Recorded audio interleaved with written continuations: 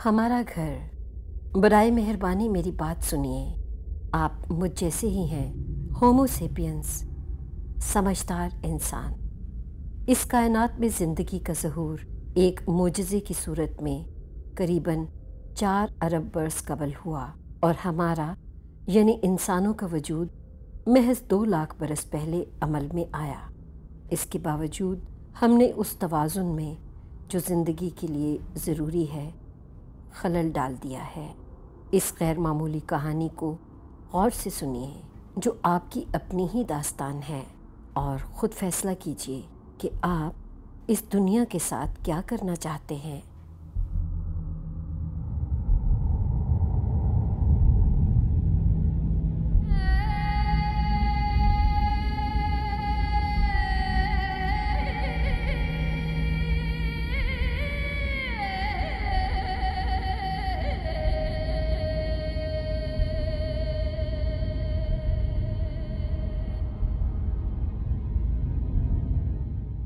یہ ہماری ابتدا کے نقوش ہیں۔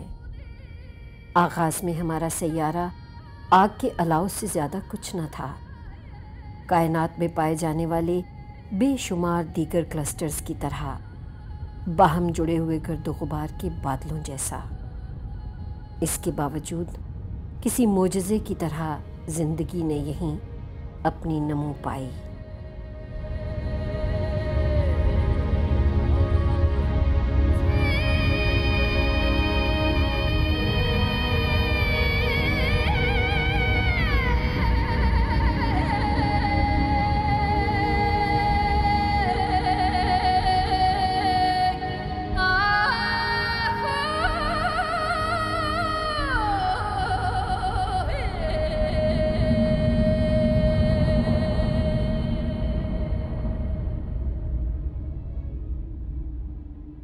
آج زندگی، ہماری زندگی، ان بے شمار دیگر جانداروں کی کڑی میں محض ایک جوڑ ہے جو اس زمین پر گزشتہ 4 ارب برسوں میں ایک ایک کر کے وجود میں آئے۔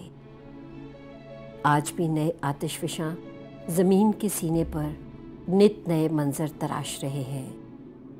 ان کے مشاہدے سے ہمیں کچھ اندازہ ہو سکتا ہے کہ زمین اپنی پیدائش کے مراحل میں کیسی ہوگی۔ پاتال سے پگھلی ہوئی چٹانوں کا پوری قوت سے باہر نکلنا، پھر ٹھوس جسم اختیار کرنا، ٹوٹ پھوٹ کا شکار ہونا، یا پھر زمین کی باریک پرت میں کسی آبلے کی طرح پھیلتے جانا۔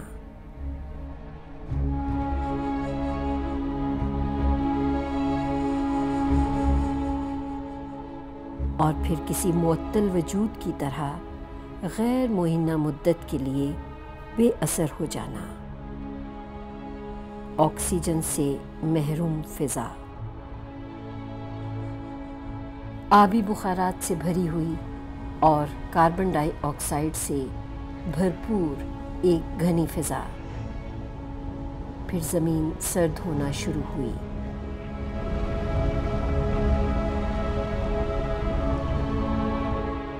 آبی بخارات کثیف ہوئے اور موسلا دھار بارش میں ڈھل گئے۔ سورج سے درست فاصلے پر موجودگی، جو نہ تو بہت دور تھا اور نہ بہت نزدیک، زمین کو اس قابل بنا سکی کہ یہاں پانی مائع حالت میں محفوظ رہ سکے۔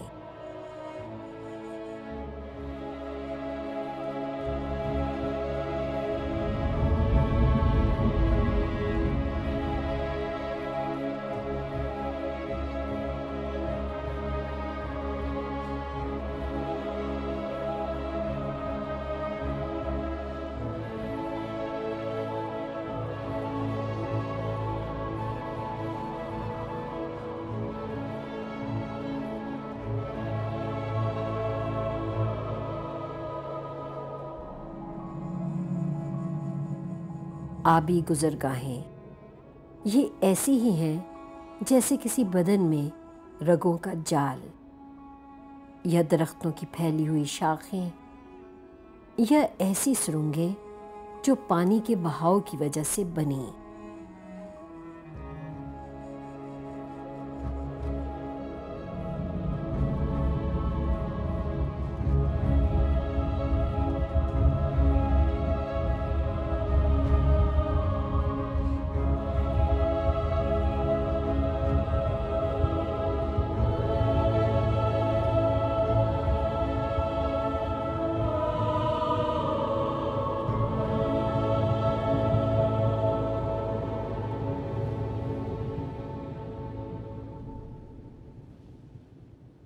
دریا چٹانوں میں پائی جانے والی معدنیات کو الگ کر کے انہیں سمندروں کے تازہ پانی کا حصہ بنا دیتے ہیں۔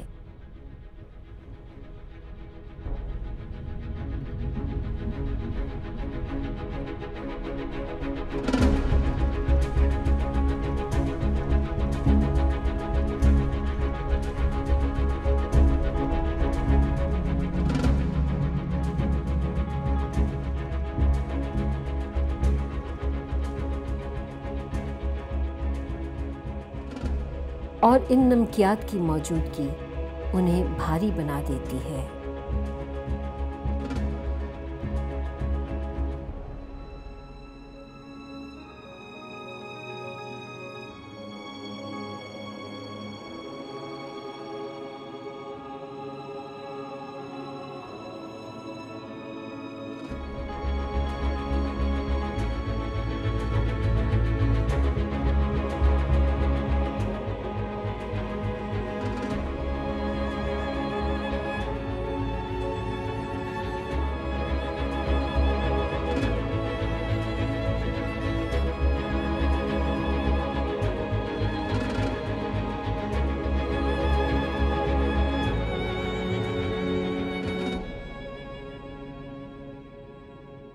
ہم کہاں سے آئے ہیں؟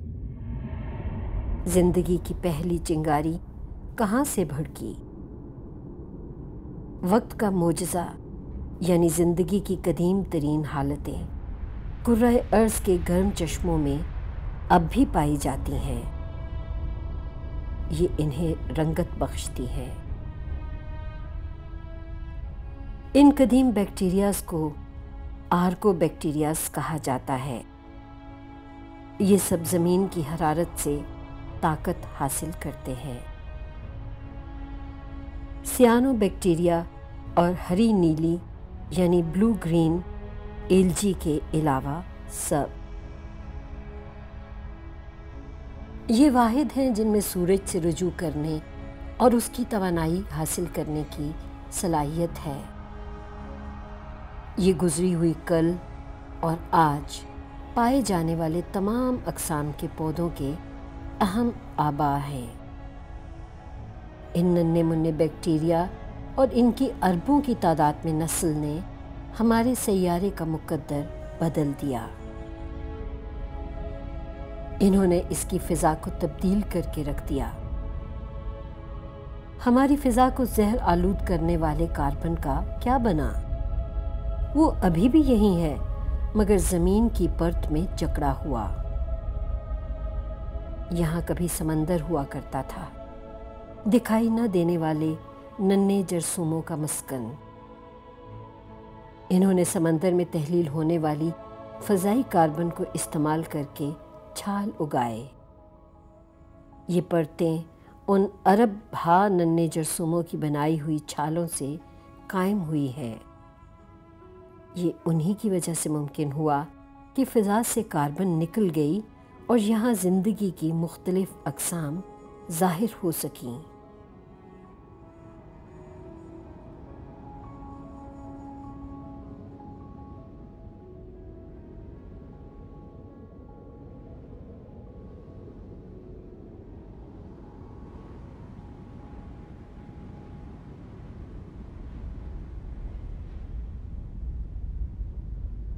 یہ زندگی ہے جس نے فضا کو بدل دیا۔ پودے سورج کی روشنی کی مدد سے اپنی خوراک بناتے ہیں اور اس دوران وہ پانی کے سالموں کو توڑتے ہیں۔ اس عمل میں آکسیجن خارج ہوتی ہے جو ہماری فضا کو بھرتی ہے۔ زمین کا یہ آبی چکر یا واٹر سائیکل وہ عمل ہے جو ہمیشہ جاری رہتا ہے۔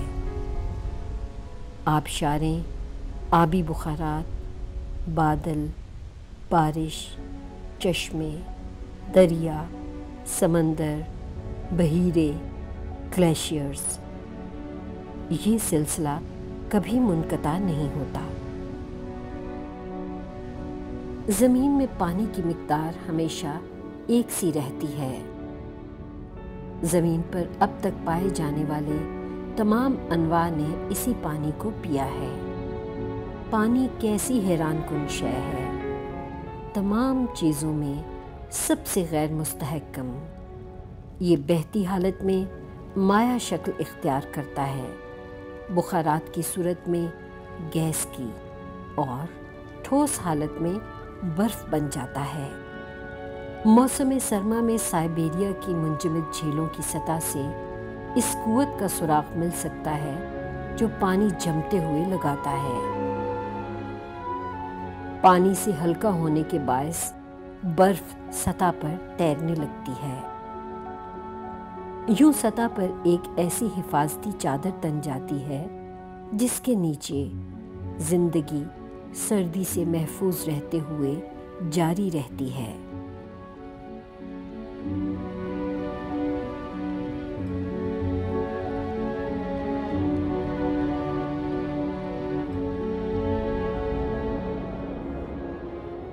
زندگی کا انجن باہمی ربط کی بنیاد پر چلتا ہے۔ ہر چیز ایک دوسرے سے جڑی ہوئی ہے، کوئی شے بھی خود کفیل نہیں۔ پانی اور ہوا لازم و ملزوم ہیں، ان کا اکٹھا پایا جانا ہماری زندگی کی ضمانت دیتا ہے۔ بادلوں کے پار یہ سبز خطہ ہوا کو آکسیجن فراہم کر رہا ہے۔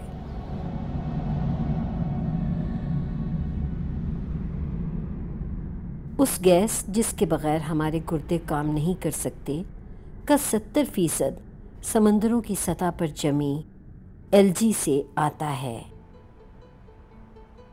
ہماری زمین ایک توازن پر چلتی ہے جس میں ہر ایک کو اپنا اپنا کردار ادا کرنے کے ساتھ ساتھ اپنے وجود کے لیے دوسروں پر انحصار کرنا ہوتا ہے۔ ایک نازک حسن ترتیب جو بآسانی بکھر سکتا ہے، لہٰذا الجی اور سیپ کے ملاپ سے مونگے جنم لیتے ہیں۔ یہ مونگے کہنے کو سمندر کے فرش کے محض 1% حصے کو ڈھانپتے ہیں، مگر یہ مچھلیوں، گھونگھوں اور الجی کی ہزاروں اقسام کا مسکن ہے۔ ہر سمندر کا توازن ان کے دم سے قائم ہے۔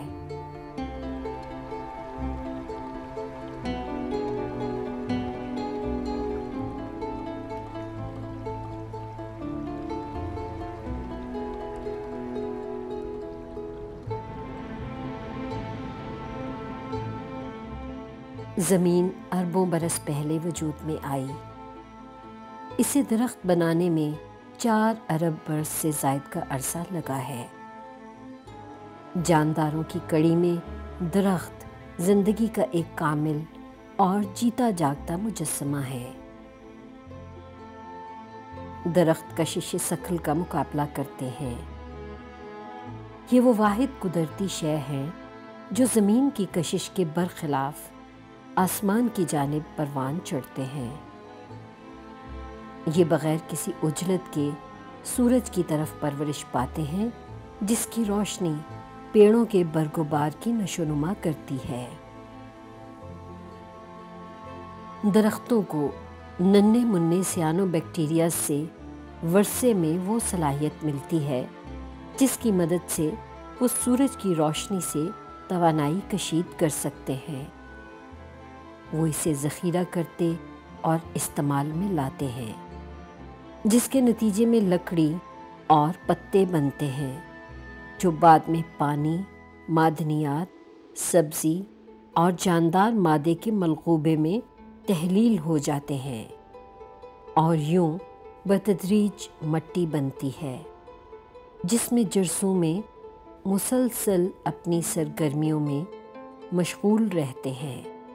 وہ گلے سڑے مادے پر مشتمل ایسی زرخیز نامیاتی کھاد بناتے ہیں جس پر تمام زمینی زندگی کا دار و مدار ہے۔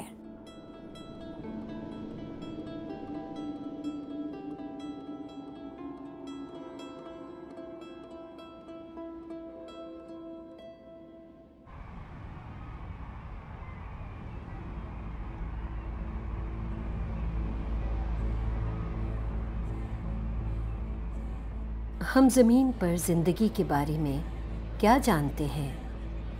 ہم کتنی انواع کے بارے میں خبر رکھتے ہیں؟ ان کے 10ویں حصے کی یا ان کے 100ویں حصے کے بارے میں؟ کیا ہمیں اس بندھن کا علم ہے جو ان سب کو آپس میں جوڑے رکھتا ہے؟ ہماری زمین ایک معجزہ ہے۔ زندگی آج بھی ایک بھید ہے۔ جانوروں کے خاندان تشکیل پاتے ہیں جن کی اپنی رسوم و روایات ہوتی ہیں اور جو نسل در نسل آگے منتقل ہوتی رہتی ہیں۔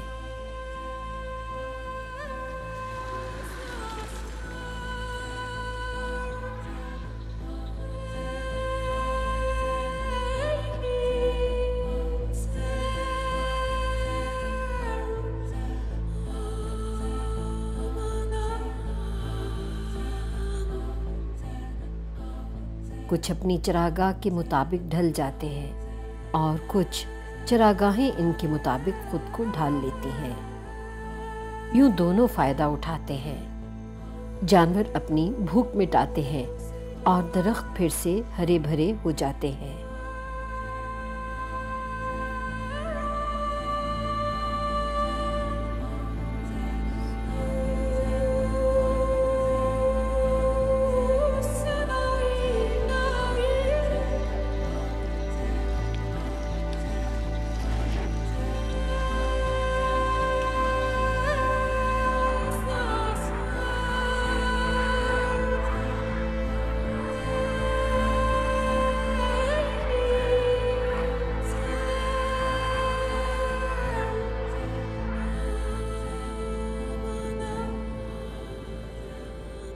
زمین پر زندگی کی اس عظیم مہم جوئی میں ہر جاندار کا اپنا ایک کردار اور مقام ہے۔ کوئی بھی نقصان دہ یا لا حاصل نہیں، سب مل کر ایک توازن قائم کرتے ہیں، اور یہ وہ موقع ہے جہاں ہم لوگ یعنی باشعور انسان اس کہانی میں داخل ہوتے ہیں۔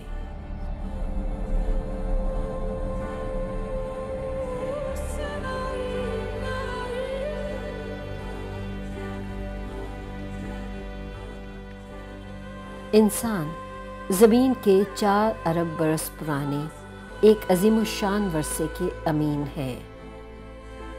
انسان محض 2 لاکھ برس پہلے وجود میں آیا، مگر اس نے زمین کا چہرہ بدل کر رکھ دیا ہے۔ تمام تر خطرات کے باوجود اس نے ہر طرح کے مسکن کو مسخر کر لیا ہے اور ہر خطے پر اپنے پاؤں جما لیے ہیں۔ ایسا کوئی اور جاندار نہیں کر پایا۔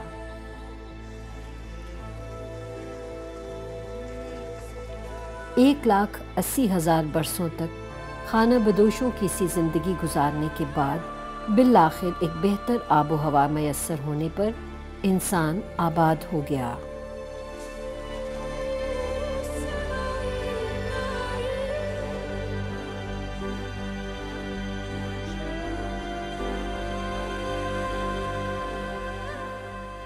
اس نے اپنی بقا کے لیے شکار پر انحصار کرنا چھوڑ دیا۔ اس نے رہنے کے لیے گیلی آب و ہوا کو منتخب کیا جہاں مچھلیاں اور جنگلی پودے کثرت سے تھے۔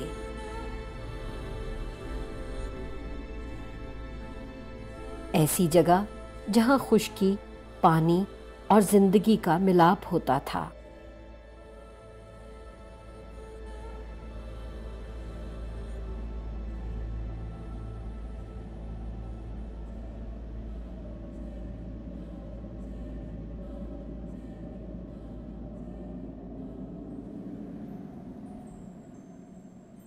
یہاں تک کہ آج بھی انسانوں کی اکثریت بر اعظموں کے ساحلوں یا جھیلوں اور دریاؤں کے کناروں پر آباد ہے۔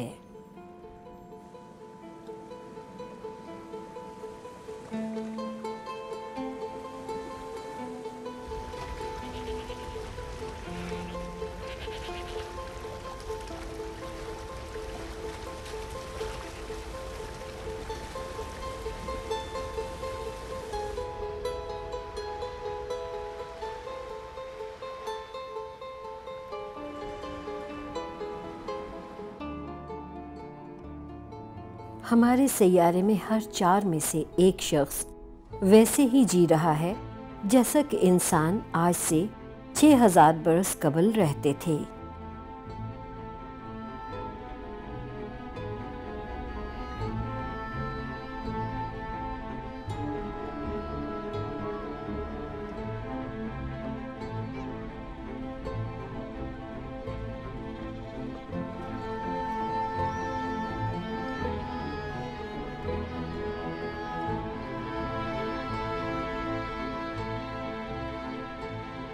ان کی واحد توانائی وہی ہے جو قدرت انہیں ہر موسم میں مہیا کرتی ہے۔ یہ 1.5 ارب انسانوں کے زندگی گزارنے کا ڈھب ہے، اور یہ تمام امیر ممالک کی مشترکہ آبادی سے بھی زیادہ بنتی ہے، مگر متوقع عمر کم ہے اور سخت محنت بھی اپنا خراج وصول کرتی ہے۔ فطرت کی غیر یقینیاں روزمرہ کی زندگی پر اثر ڈالتی ہیں۔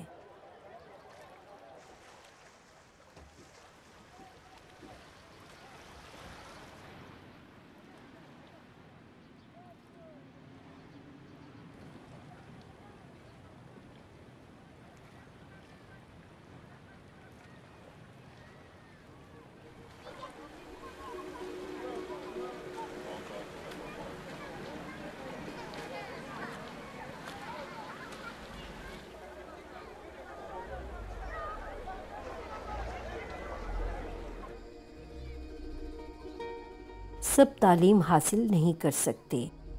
بچے بھی کسی خاندان کا واحد اثاثہ ہیں، جب تک کہ ہاتھوں کا ہر اضافی جوڑا روزی روٹی کے لیے ایک ضروری حصہ ڈالتا رہے۔ یہ بنی نوع انسان کی سمجھداری ہے کہ وہ اپنی کمزوریوں کا بخوبی ادراک رکھتا ہے۔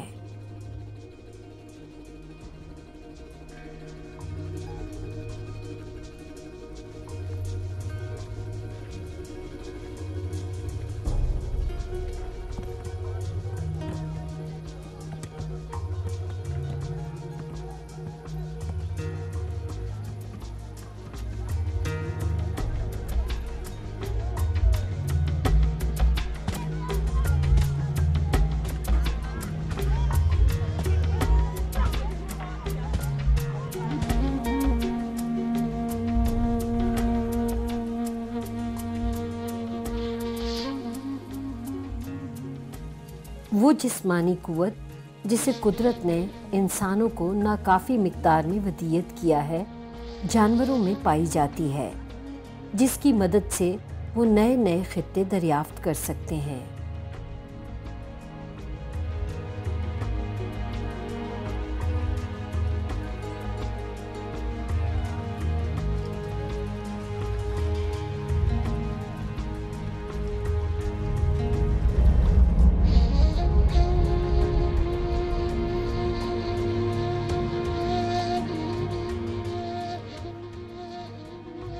آپ خالی معدے کے ساتھ دنیا کو بھلا کیسے مسخر کر سکتے ہیں؟ اس ضرورت نے زراعت کی ایجاد کو جنم دیا۔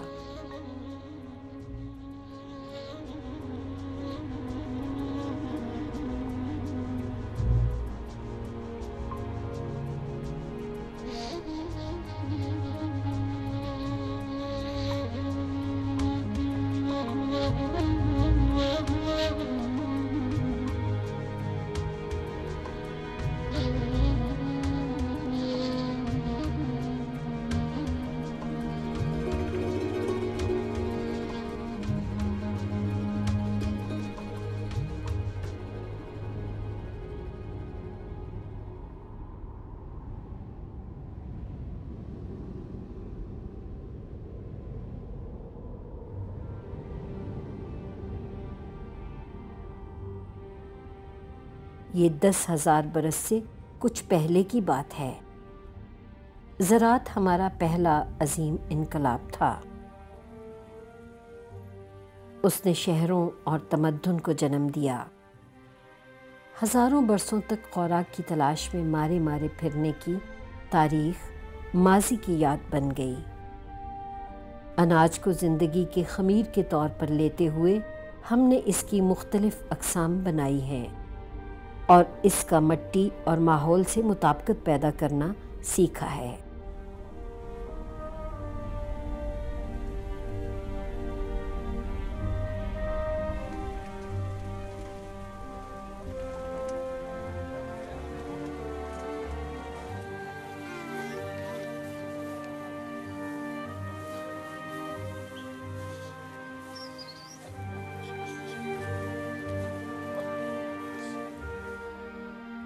ہم زمین پر پائے جانے والے دیگر جانداروں کی طرح ہی ہیں۔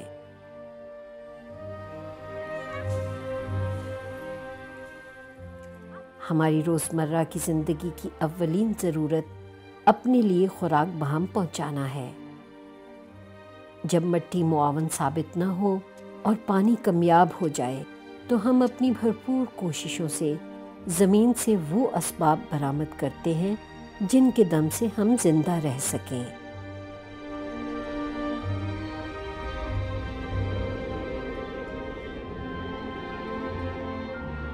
ہم نے اس زمین کو صبر اور لگن سے تراشا ہے، بالکل ویسے جیسا اس نے ہم سے تقاضا کیا، کسی قربانی کی رسم کی طرح جسے بار بار انجام دیا جائے۔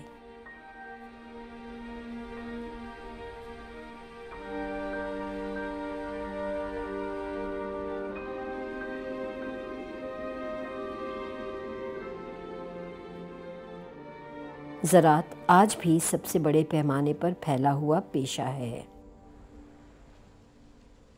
کل انسانوں کی نصف تعداد مٹی میں ہل چلاتی ہے، جن میں 3/4 سے زیادہ ایسا اپنے ہاتھوں سے کرتے ہیں۔ زراعت انسانی بقا کے لیے لازمی ہے۔ یہ ایک ایسی روایت کی طرح ہے جو پسینے اور تمام تر محنت کے ساتھ نسل در نسل منتقل ہوتی آئی ہے۔ ایک طویل عرصے تک اپنے پٹھوں کی طاقت پر انحصار کرنے کے بعد بالآخر انسان نے زیر زمین دفن توانائی تک رسائی حاصل کر لی۔ یہ شعلے بھی ہمیں پودوں سے مل رہے ہیں، سورج کی روشنی کی تھیلی، خالص توانائی، سورج کی توانائی جسے لاکھوں پودوں نے لاکھوں برسوں میں جکڑا، 100 ملین برس سے بھی زائد عرصہ پہلے۔ یہ کوئلہ ہے، یہ گیس ہے، اور سب سے بڑھ کر یہ تیل ہے۔ اس دریافت نے انسانوں کو زمین پر پچھلی جانفشانی سے آزاد کرا دیا۔ تیل کی آمد کے ساتھ ہی انسانوں کے اس دور کا آغاز ہوا جس نے اسے وقت کے طوق سے خلاصی دے دی۔ تیل کے ساتھ ہم میں سے کچھ نے بے مثال آرام حاصل کیا ہے، اور ان 50 برسوں میں زمین پر وہ بنیادی تبدیلی رونما ہوئی جس کی مثال نسل انسانی کی تاریخ میں پہلے نہیں ملتی۔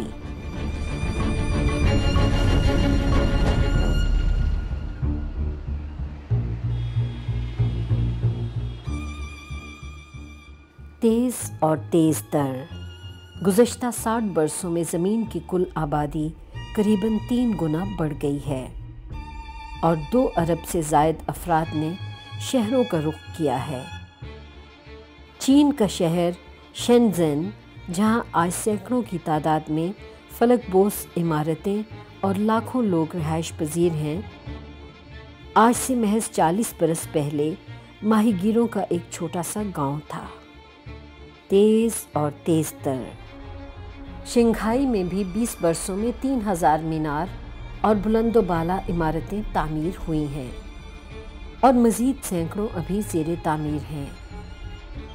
آج دنیا کی کل آبادی یعنی 7 ارب سے زائد افراد کا نصف شہروں میں رہائش پذیر ہے۔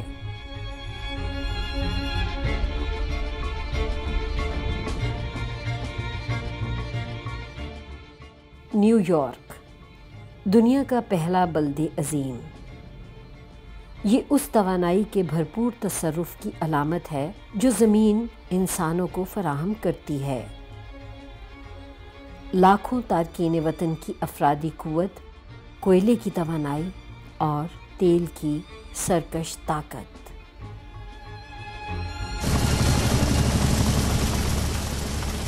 امریکہ بلیک گولڈ کی غیر معمولی اور انقلابی طاقت کو استعمال میں لانے والا پہلا ملک تھا۔ تمام شعبوں میں انسانوں کی جگہ مشینوں نے لے لی۔ تیل کی 1 لیٹر مقدار اتنی ہی توانائی پیدا کرتی ہے جتنے انسانی ہاتھوں کے 100 جوڑے مسلسل 24 گھنٹے کام کر کے۔ ریاستہائے متحدہ میں صرف 30 لاکھ کسان باقی رہ گئے ہیں۔ وہ اتنا غلہ پیدا کرتے ہیں جو 2 ارب لوگوں کی خوراک کے لیے کافی ہے، مگر اس میں سے زیادہ تر اناج لوگوں کی خوراک کے لیے استعمال نہیں ہوتا۔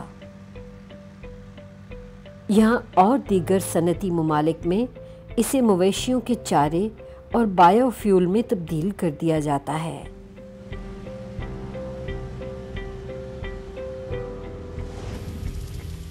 سورج کی روشنی کی توانائی نے کھیتوں پر حملہ آور ہونے والی خشک سالی کے آسیب کو بھگا دیا ہے۔ دنیا میں پانی کی کھپت کا 70% زراعت پر لگتا ہے۔ فطرت میں ہر شے باہم مربوط ہے۔ کاشت کی ہوئی زمین میں توسیع اور ایک فصلی کاشتکاری سے آکاش بیلوں یا پیراسائٹس کی حوصلہ افزائی ہوئی، مگر کیڑے مار ادویات جو پیٹرو کیمیکل انقلاب کا ایک اور تحفہ ہیں نے ان کے خاتمے میں کردار ادا کیا، اور خراب فصلیں یا قحط گویا ماضی کی باتیں بن گئے۔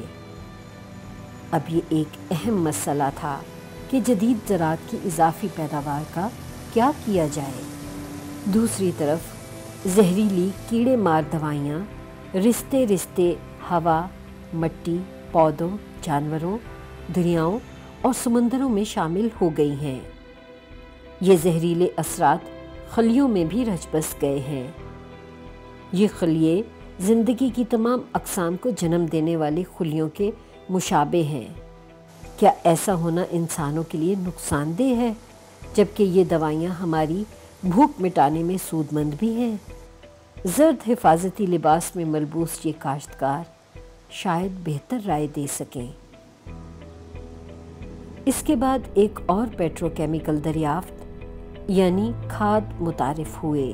اس نے زمین کے ان ٹکڑوں پہ بھی بے مثال نتائج دیے جنہیں اب تک نظر انداز کیا جاتا رہا تھا۔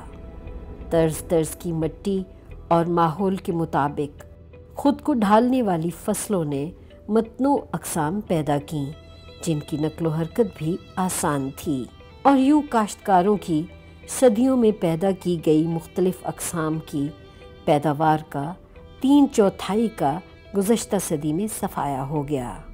جہاں تک نگاہ جاتی ہے نیچے کھاد اور اس کے اوپر پلاسٹک دکھائی دیتا ہے۔ المیریا اور اسپین کے گرین ہاؤس یورپ کے سبزیوں کے باغات ہیں۔ یکساں جسامت کی سبزیوں کا شہر ان ٹرکوں کا منتظر رہتا ہے جو انہیں اس بر اعظم کی سپر مارکیٹس تک لے جائے۔ جس قدر کوئی ملک ترقی کرتا ہے وہاں کے باشندوں کا گوشت کا استعمال بھی بڑھ جاتا ہے۔ مویشیوں کے حراستی کیمپس جیسے فارمز بنائے بغیر یہ کیسے ممکن ہے کہ عالمی طور پر گوشت کی بڑھتی ہوئی ضرورت کو پورا کیا جا سکتا ہے؟ تیز اور تیز تر ان مویشیوں کے دورانیہ حیات کی طرح جو کبھی چراگاہ کی شکل نہیں دیکھ پاتے، گوشت کا تیز رفتار حصول اب معمول کی بات بن گئی ہے۔ اس وسیع و عریض خطۂ زمین پر جہاں لاکھوں کی تعداد میں مویشیوں کو محصور رکھا جاتا ہے، گھاس کا پتا تک نہیں اگتا۔ ملک کے ہر کونے سے ٹرکوں پر ٹنوں کے حساب سے اناج، لحمیات سے بھرپور دانے اور سویابین خوراک لائی جاتی ہے اور ان کی مدد سے گوشت حاصل کیا جاتا ہے۔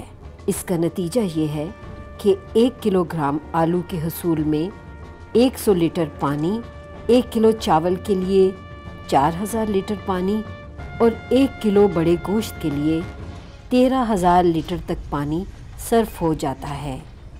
یاد رہے کہ ابھی اس پیداواری عمل میں ہم نے تیل اور نقل و حمل کا تخمینہ شامل نہیں کیا۔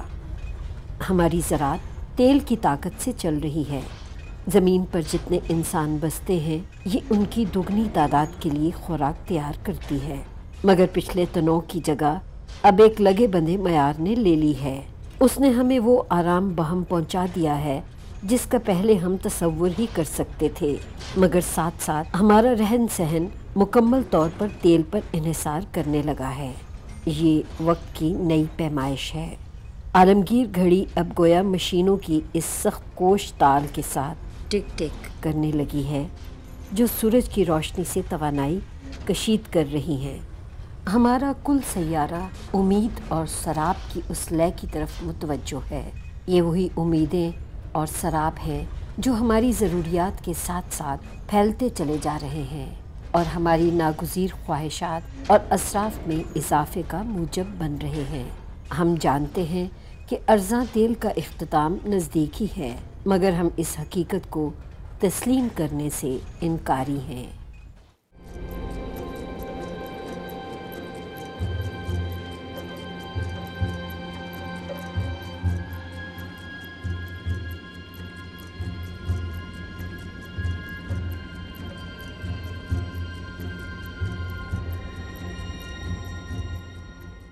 ہم میں سے بہت سوں کے لیے امریکی خواب کی تجسیم ایک سحر انگیز نام سے ہوتی ہے، یعنی لاس اینجلس۔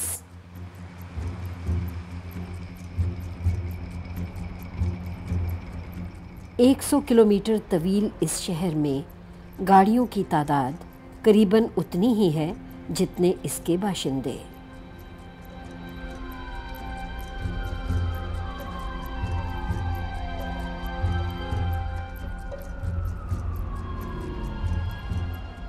یہاں ہر رات برقی کمکمے ایک شاندار منظر پیش کرتے ہیں۔ دن کا وقت بھی گویا رات ہی کا ایک مدھم سا عکس ہوتا ہے جو شہر کو تاروں بھرے آسمان میں تبدیل کرتا دکھائی دیتا ہے۔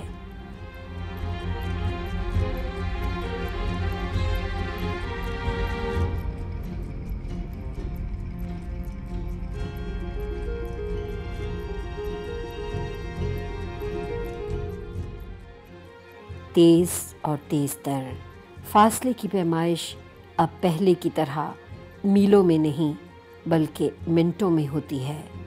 موٹر گاڑیوں نے نئے نئے مسافات کو تراشا ہے، جہاں ہر گھر گھٹن زدہ شہری مراکز سے ایک محفوظ فاصلے پر ایک قلعے کی مانند دکھائی دیتا ہے، اور جہاں بند گلیوں کے گرد صاف ستھرے مکانوں کی قطاریں نظر آتی ہیں۔ کچھ خوش نصیب ممالک کا ماڈل ایک عالمی خواب بن گیا ہے جس کی دنیا بھر کے ٹی وی پر تشہیر کی جاتی ہے، یہاں تک کہ بیجنگ میں بھی اس کی نقل کی جاتی ہے، اور ایسے ہی آراستہ مکان بنائے جاتے ہیں جنہوں نے روایتی ایشیائی مندروں کی جگہ لے لی ہے۔ موٹر گاڑیاں آرام اور ترقی کی علامت بن گئی ہیں۔ آج اس سیارے پر 900 ملین گاڑیاں ہیں، مگر اگر ہر سماج اس ماڈل کو اپنا لے تو پھر ان کی تعداد بڑھتے بڑھتے 5 ارب تک جا پہنچے گی۔ تیز اور تیز تر جوں جوں دنیا ترقی کر رہی ہے، توانائی کی ضرورت میں بھی اضافہ ہوتا جا رہا ہے۔ ہر جگہ مشینیں زمین کے سینے پر کھدائیاں کرتے ہوئے اسے چیر پھاڑ رہی ہیں تاکہ اس کے اندر دفن ستاروں کے ان ٹکڑوں کو باہر نکال سکیں جنہیں ہم معدنیات کہتے ہیں۔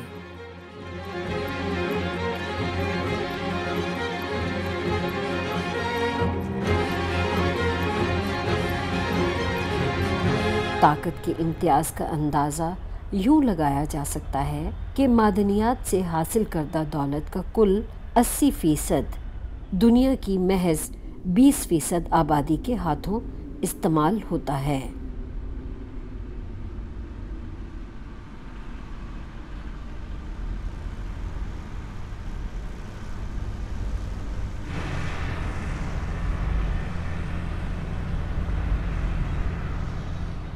خدشہ ہے کہ اس کثیر کان کنی کے نتیجے میں اس صدی کے اواخر تک اس سیارے کے قریباً تمام ذخائر استعمال ہو چکے ہوں گے۔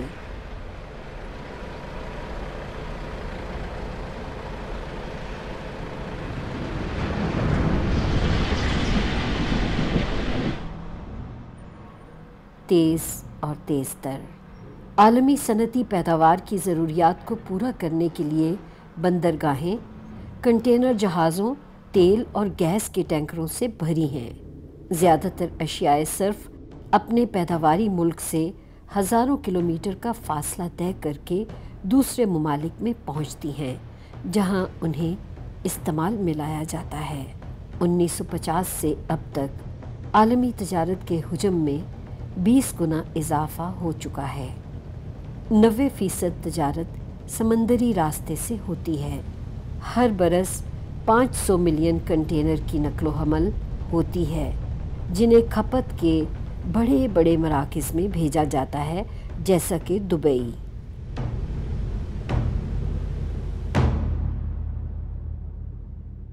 دبئی ایک طرح سے مغربی ماڈل کا نقطۂ عروج ہے، ایک ایسا ملک جہاں کچھ بھی ناممکن نہیں۔ مثال کے طور پر سمندر میں مصنوعی جزائر کی تعمیر۔ دبئی میں قدرتی ذخائر زیادہ مقدار میں نہیں، مگر تیل کی آمدنی کے سہارے وہ اس قابل ہے کہ دنیا بھر سے ٹنوں کے حساب سے مٹیریل اور افرادی قوت حاصل کر سکے۔ دبئی میں زراعت کے لیے زمینیں نہیں ہیں، مگر وہ اپنے لیے خوراک درآمد کر سکتا ہے۔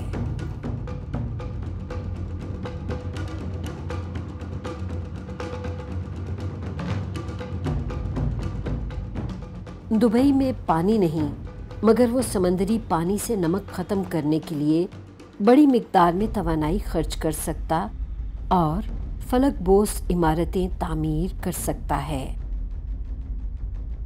دبئی میں سورج کی توانائی کی ان گنت مقدار ہے، مگر اس کے پاس سولر پینلز نہیں۔ یہ جدیدیت کا ایسا نمونہ ہے جو دنیا کو حیران کرتا ہے۔ دبئی دنیا کی کل دولت کے لیے کسی روشن گنبد سے کم نہیں۔ دبئی سے زیادہ کوئی اور مقام قدرت پر انحصار نہیں کرتا۔ یہ اور بات ہے کہ دبئی سے زیادہ قدرت سے محروم بھی کوئی اور مقام نہیں ہے۔ دبئی ایک طرح سے مغربی ماڈل کی تجسیم ہے۔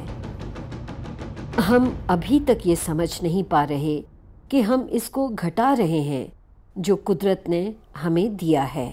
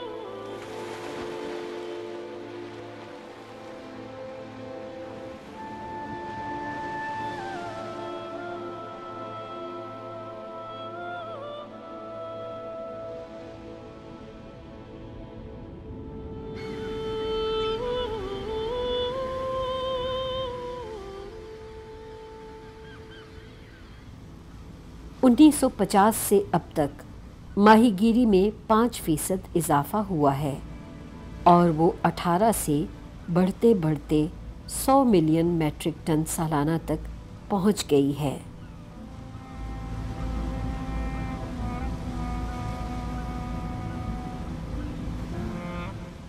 ہزارہا فیکٹری بحری جہاز سمندروں کو غیر آباد کر رہے ہیں۔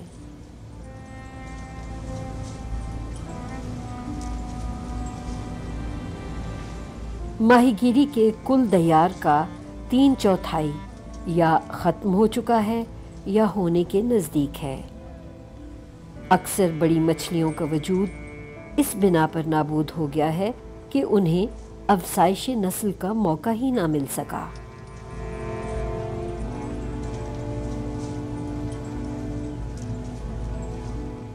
ہم بنا سوچے سمجھے زندگی کے اس نظام کا خاتمہ کر رہے ہیں جو قدرت نے ہمارے ہی بھلے کو ہمیں بخشا ہے۔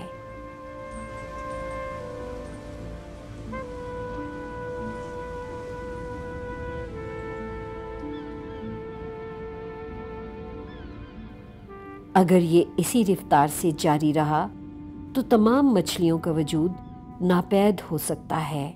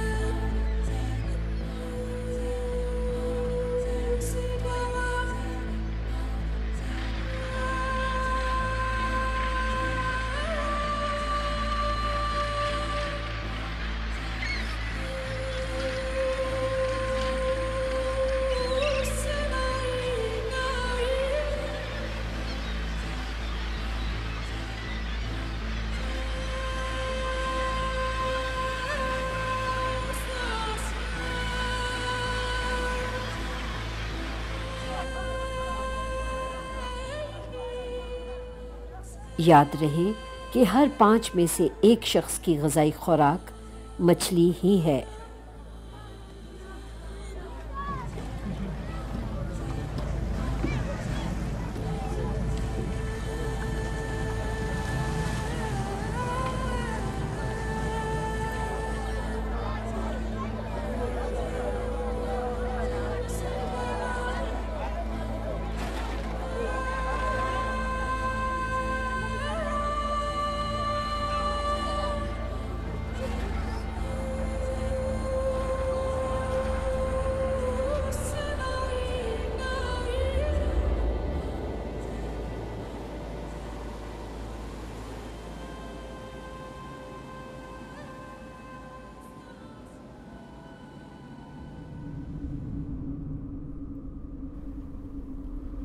ہم یہ فراموش کر چکے ہیں کہ ہمارے وسائل کمیاب ہیں۔ 500 ملین انسان دنیا کے صحرائی علاقوں میں رہتے ہیں اور یہ تعداد یورپ کی مشترکہ آبادی سے بھی زائد ہے۔ پانی کی قدر و قیمت ان سے دریافت کیجیے۔ وہ جانتے ہیں کہ پانی کو کفایت شعاری سے استعمال کرنا کتنا اہم ہے۔ وہ ان کنوؤں پر انحصار کرتے ہیں جہاں قدیم زمانے میں زیر زمین پانی تب جمع ہوا جب آج سے اندازاً 25,000 برس پہلے ان صحراؤں پر بارش برسی۔ یہ وہ قدیم پانی ہے جو مقامی آبادی کی خوراک کی ضرورت کو پورا کرنے کے لیے صحراؤں میں فصلوں کے اگنے کا سبب ہے۔ ان کھیتوں کی دائروں جیسی شکل ان پائپوں سے اخذ کی جاتی ہے جو ایک مرکزی محور کے گرد ان کی آبپاشی کرتے ہیں، مگر اس کی بہت بھاری قیمت ادا کرنی پڑتی ہے۔ یہ قدیم پانی یعنی فوسل واٹر قابل تجدید یا رینیویبل نہیں۔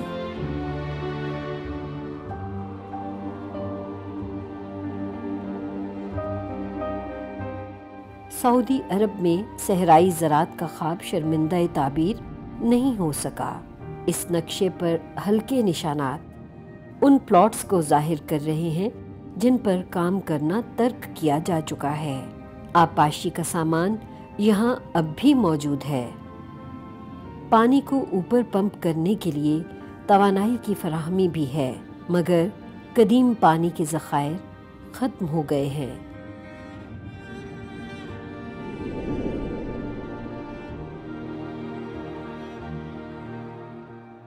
اسرائیل نے صحرا کو کاشت کے قابل زمین میں تبدیل کر دیا۔ اگرچہ ان حرارت خانوں کو قطرہ قطرہ سیراب کیا جاتا ہے، مگر پانی کی کھپت میں برآمدات کے ساتھ ساتھ اضافہ ہو رہا ہے۔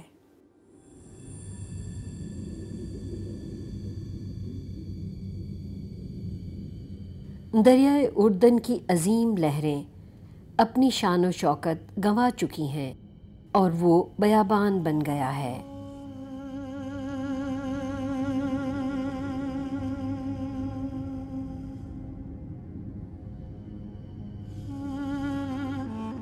اس کا پانی پھلوں اور سبزیوں کے ٹوکروں کی صورت دنیا بھر میں تقسیم ہو گیا ہے۔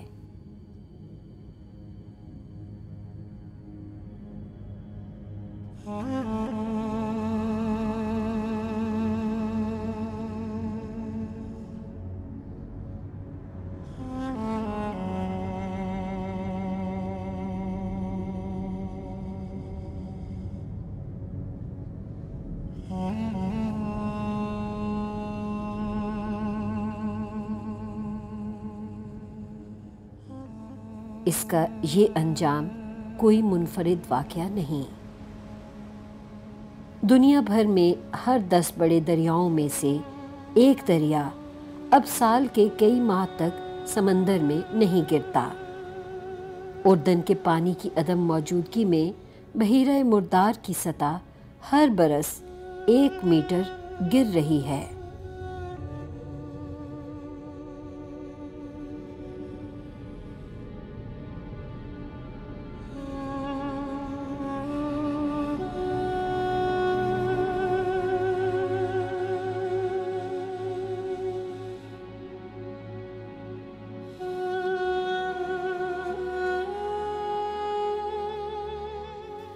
خدشہ ہے کہ آنے والی صدی میں پانی کی قلت سے سب سے زیادہ متاثر ہونے والا ملک بھارت ہوگا۔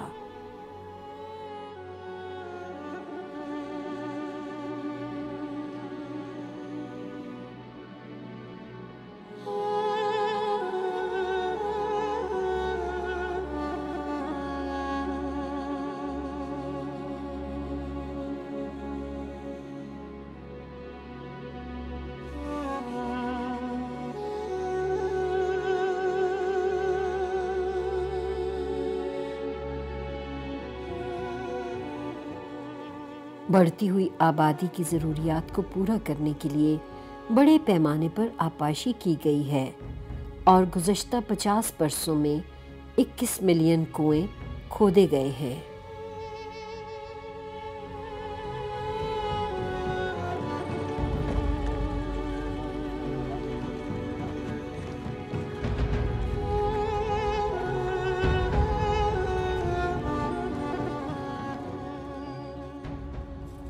ملک کے کئی حصوں میں پانی تک رسائی کے لیے مزید گہرائی میں ڈرلنگ کرنی پڑی ہے۔ مغربی بھارت میں 30% کنوؤں نے کام کرنا چھوڑ دیا ہے۔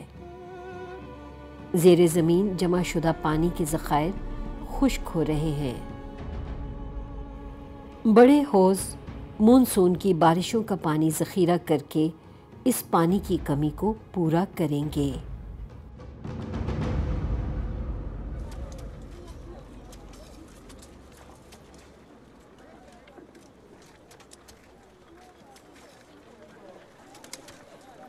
خشک موسم میں گاؤں کی مقامی خواتین انہیں اپنے خالی ہاتھوں سے کھودتی ہیں۔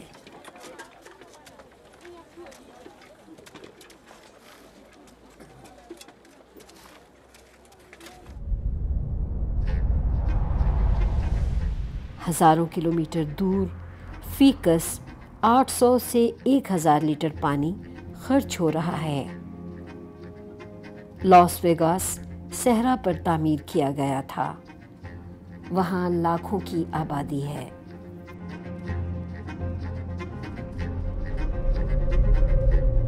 ہر ماہ ہزاروں مزید افراد وہاں آتے ہیں۔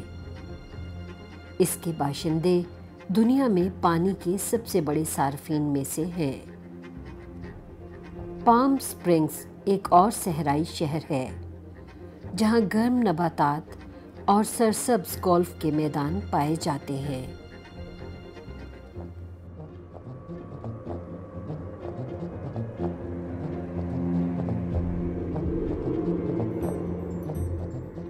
یہ خود فریبی آخر کب تک ہمارا ساتھ دے گی؟ زمین اس سلسلے کو برقرار نہیں رکھ سکتی۔ دریائے کولاریڈو جو پانی کو ان شہروں تک پہنچاتا ہے، ان دریاؤں میں سے ایک ہے جو اب سمندر تک نہیں پہنچ سکتے۔ طاس کی جھیلوں کے پانی کی سطح گر رہی ہے۔ 2025 سے پہلے دنیا کی قریباً 2 ارب آبادی پانی کی قلت سے متاثر ہو سکتی ہے۔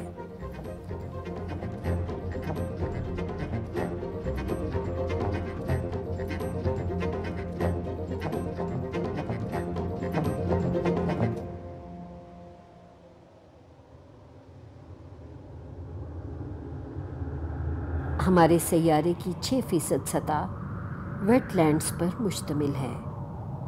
پانی کی اس پرسکون تہہ کے نیچے ایک بہترین قدرتی کارخانہ اپنے کام میں مگن ہے، جہاں پودے اور جرثومے بڑی جانفشانی سے پانی کو فلٹر کرتے اور ساری آلودگی کو ہضم کرتے ہیں۔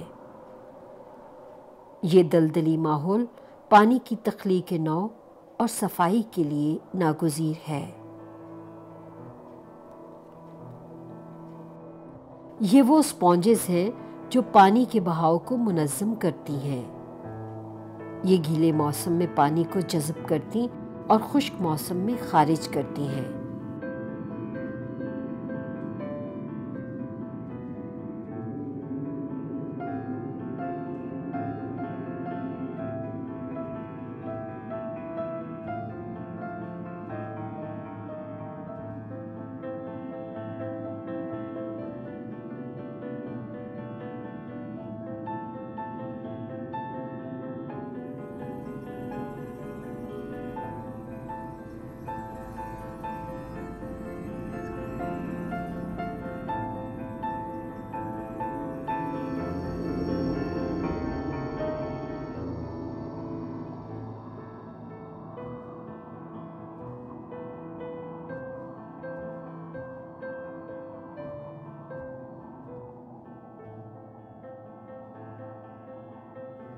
زیادہ سے زیادہ زمین مسخر کرنے کی دھن میں ہم نے انہیں اپنے مویشیوں کے لیے چراگاہ میں بدل دیا ہے، یا انہیں زراعت یا عمارتوں کے لیے استعمال کرنا شروع کر دیا ہے۔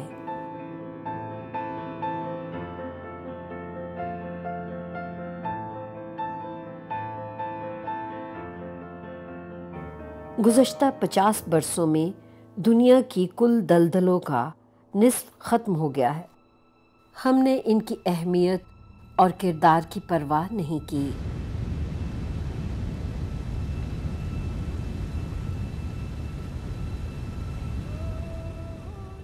ہم بھول گئے کہ تمام جاندار مادہ آپس میں تعلق رکھتا ہے: پانی، ہوا، مٹی، درخت۔ دنیا کا یہ طلسم ہماری آنکھوں کے سامنے ہے۔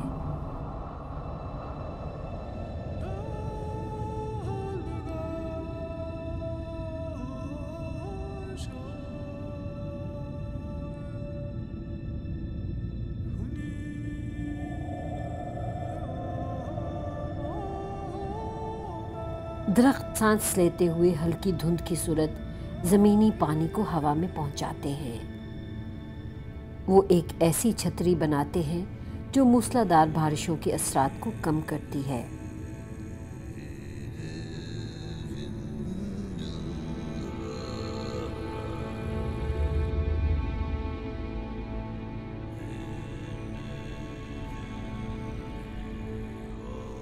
جنگلات نمی فراہم کرتے ہیں جو زندگی کے لیے ضروری ہے۔ وہ زمین کی کل فضا سے زیادہ مقدار میں کاربن ذخیرہ کرتے ہیں۔ یہ ماحولیاتی توازن کی اس بنیاد کو قائم کرتے ہیں جس پر تمام بنی نوع انسان کا انحصار ہے۔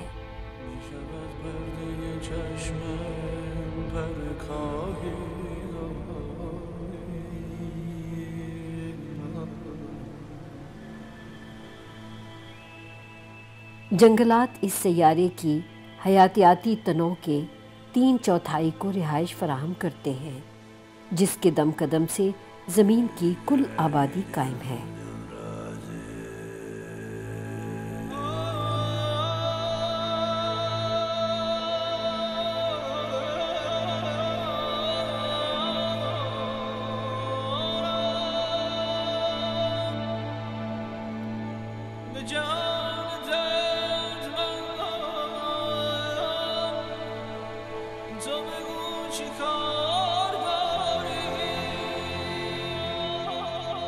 یہ جنگلات ہمیں تندرست رکھنے کو علاج کا سامان کرتے ہیں۔ ہمارا جسم ان پودوں کے خارج کردہ مادے کی شناخت کر سکتا ہے۔ ہمارے خلیات بھی اسی زبان میں بات کرتے ہیں۔ ہم سب ایک ہی خاندان سے متعلق ہیں۔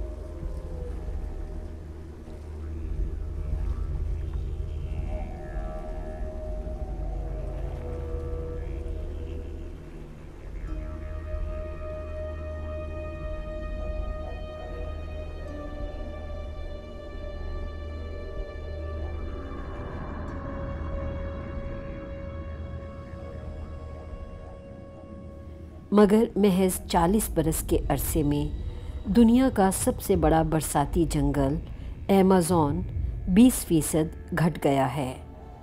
جنگل کی جگہ مویشی خانے یا سویابین کے کھیت بن رہے ہیں۔ اس سویابین کا 95% یورپ اور ایشیا میں مویشیوں اور پولٹری کی خوراک میں صرف ہوتا ہے، اور یوں جنگل گوشت میں بدلا جاتا ہے۔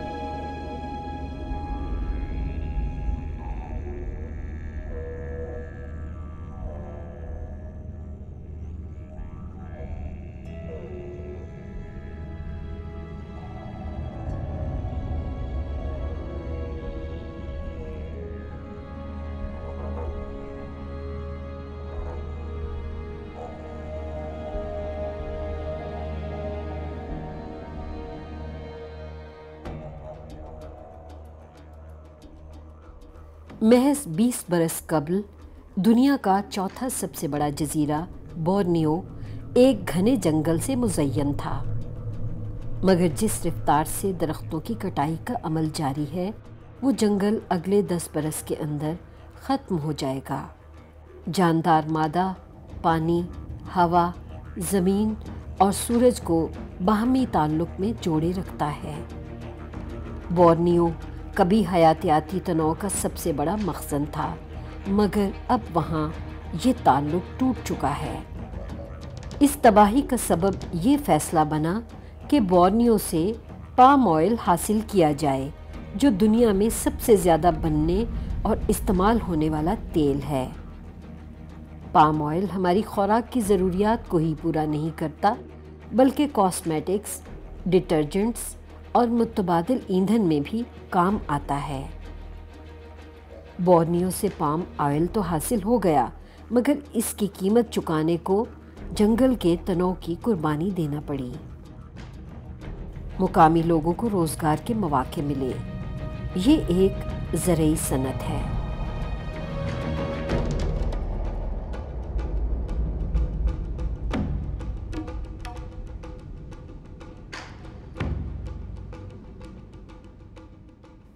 بڑے پیمانے پر جنگلات کی کٹائی کی ایک اور مثال یوکلپٹس ہے۔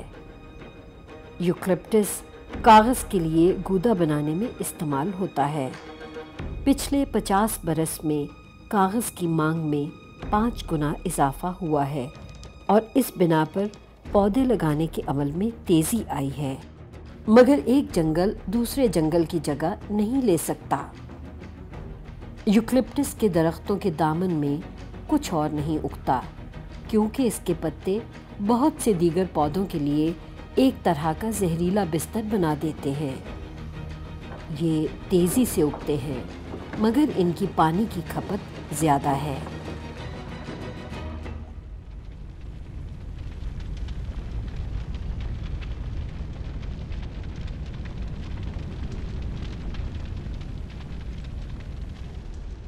سویابین، پام آئل، یوکلپٹس کے درخت۔ جنگلات کی کٹائی میں حیاتیاتی رنگا رنگی کی قربانی دینی پڑی ہے، لیکن دوسری جگہوں پر یہ کٹائی اپنی بقا کے لیے آخری سہارا بھی ہے۔ 2 ارب سے زائد افراد، جو دنیا کی کل آبادی کا قریباً 1/3 بنتا ہے، چارکول یعنی لکڑی کے کوئلے پر انحصار کرتے ہیں۔ ہیٹی، جو دنیا کے غریب ترین ممالک میں سے ایک ہے، کی آبادی کے لیے چارکول ضروری استعمال کی چیزوں میں سے ایک ہے۔ کسی دور میں غرب الہند کا موتی کہلانے والا ہیٹی اب بیرونی امداد کے بغیر اپنی آبادی کی خوراک بھی پوری نہیں کر سکتا۔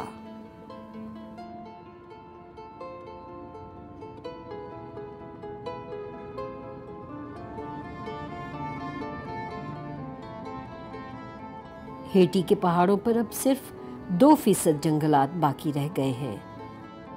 اس برہنگی کے بعد بھلا کون ہے جو مٹی کو آپس میں جوڑ کر رکھ سکے؟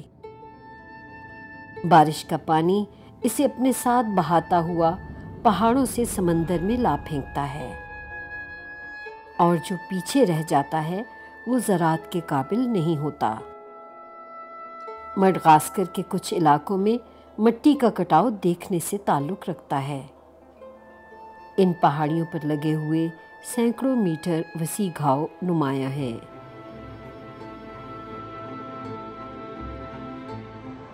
نازک اور پتلی مٹی جاندار مادے سے بنتی ہے۔ اس کے گلے سڑے مادے کی تہیں، جن کی تشکیل میں ہزاروں برس کا عرصہ لگا، کٹاؤ کے عمل سے ختم ہو جاتی ہیں۔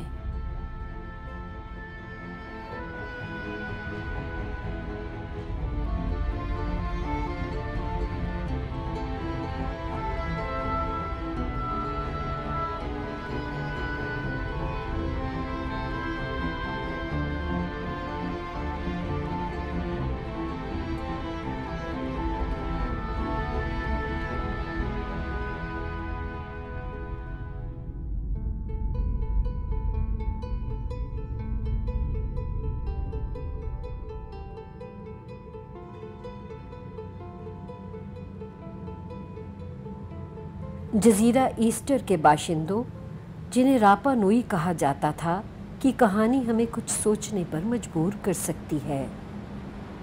دنیا کے سب سے الگ تھلگ اس جزیرے پر رہنے والوں نے اپنے سارے وسائل استعمال کر لیے، یہاں تک کہ ان کے لیے کچھ بھی نہ بچا، اور پھر ان کی تہذیب کا نام و نشان مٹ گیا۔ ان کی زمینوں میں دنیا کے سب سے طویل القامت کھجور کے درخت تھے، وہ بھی سلامت نہ رہے۔ وہاں کے باشندوں نے لکڑی کے لیے ان سب کو بھی کاٹ دیا۔ پھر انہیں بڑے پیمانے پر مٹی کے کٹاؤ کا سامنا کرنا پڑا۔ وہ مچھلی کے شکار پر جانے کے قابل بھی نہ رہے، کیونکہ ان کے ہاں کشتیاں بنانے کے لیے بھی درخت نہ بچے تھے۔ مگر یہ وہی باشندے ہیں جنہوں نے پیسیفک کی بہترین تہذیبوں میں سے ایک کو جنم دیا۔ مگر یہ وہی باشندے ہیں جنہوں نے پیسیفک کی بہترین تہذیبوں میں سے ایک کو جنم دیا۔ جدت آفریں کاشتکار، عمدہ مجسمہ ساز اور غیر معمولی جہاز راں، مگر پھر یہ سب ہوش ربا آبادی اور وسائل کی کمیابی کے شکنجے میں کسے گئے۔ انہیں سماجی انتشار، بغاوتوں اور قحط کا شکار ہونا پڑا۔ زیادہ تر لوگ اس عذاب کا نشانہ بن گئے۔ یہ کوئی حیرت کی بات نہیں کہ جزیرہ ایسٹر پر عجیب اور دیو کامت مجسمے کہاں سے آئے۔ ہم اس بات کو اب جانتے ہیں۔ حیرانی کی بات تو یہ ہے کہ وہاں کے باشندوں نے بروقت کوئی اقدام کیوں نہ کیا۔ ان کی کہانی بہت سے نظریات میں سے محض ایک ہے، مگر یہ آج ہمارے لیے ایک خاص مطابقت رکھتی ہے۔ 1950 سے اب تک دنیا کی کل آبادی میں قریباً 3 گنا اضافہ ہو گیا ہے، اور ان کچھ دہائیوں میں ہمارے ہاتھوں اس زمین میں وہ بڑی تبدیلیاں رونما ہوئی ہیں جن کی مثال گزشتہ 2 لاکھ برسوں کی تاریخ میں نہیں ملتی۔ نائجیریا افریقہ میں تیل برآمد کرنے والا سب سے بڑا ملک ہے، مگر اس کی اپنی 70% آبادی غربت کی لکیر سے نیچے زندگی بسر کر رہی ہے۔ وہاں دولت تو ہے، مگر اس کے باشندوں کی اس تک رسائی نہیں۔ یہ صرف ایک نائجیریا کی بات نہیں، ایسا دنیا بھر میں ہو رہا ہے۔ دنیا کے نصف غریب جن ممالک میں رہتے ہیں وہ وسائل سے بھرپور ہیں۔ ہماری ترقی کے اسلوب نے اپنے وعدے ایفا نہیں کیے۔ 50 برسوں میں امیر اور غریب کے درمیان فرق انتہا کو پہنچ گیا ہے، اور آج دنیا کی نصف دولت آبادی کے امیر ترین 2% کے ہاتھ میں چلی گئی ہے۔ کیا ایسی تفاوت برقرار رکھی جا سکتی ہے؟ یہ آبادی کی نقل و حرکت کا سبب ہے، جو اس بڑے پیمانے پر ہے کہ ہم ابھی ٹھیک سے اندازہ بھی نہیں لگا سکے۔ لیگوس شہر کی آبادی 1960 میں 7 لاکھ تھی۔ یہ 2025 تک بڑھتے بڑھتے 160 لاکھ ہو جائے گی۔ لیگوس دنیا کی سب سے تیزی سے بڑھتی ہوئی آبادی والے شہروں میں سے ایک ہے۔ نئے آنے والے زیادہ تر کاشتکار ہیں، جو کم ہوتے ہوئے وسائل کے ہاتھوں اور معاشی و دیگر وجوہات کی بنا پر اپنا علاقہ چھوڑنے پر مجبور ہوئے۔ یہ شہروں کے آباد ہونے کی وہ قسم ہے جس کی بنیاد خوشحالی کا خواب نہیں بلکہ اپنی بقا ہے۔ ہر ہفتے 1 ملین سے زائد افراد دنیا کے شہروں کی آبادی کو پھیلاتے ہیں۔ ہر 6 میں سے 1 انسان ایک ایسے غیر صحت مندانہ اور کثیر آبادی والے ماحول میں رہ رہا ہے جہاں روزمرہ کی ضروریات جیسا کہ پانی، صفائی اور بجلی جیسی سہولیات تک بھی رسائی نہیں۔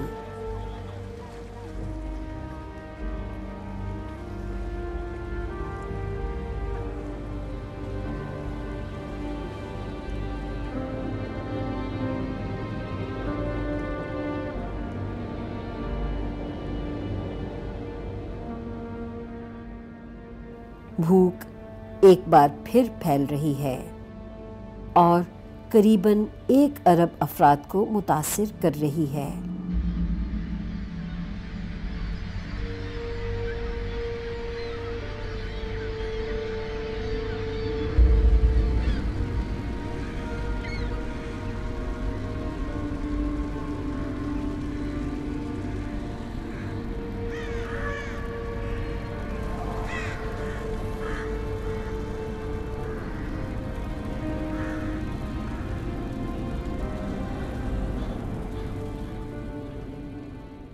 ایک طرف دنیا بھر کے غریب ترین افراد اس کشمکش میں ہیں کہ کیسے اپنی بقا ممکن بنا سکیں، دوسری طرف ہم ان وسائل کو بے دردی سے خرچ کر رہے ہیں جن کے بغیر ہم مستقبل میں جی نہ سکیں گے۔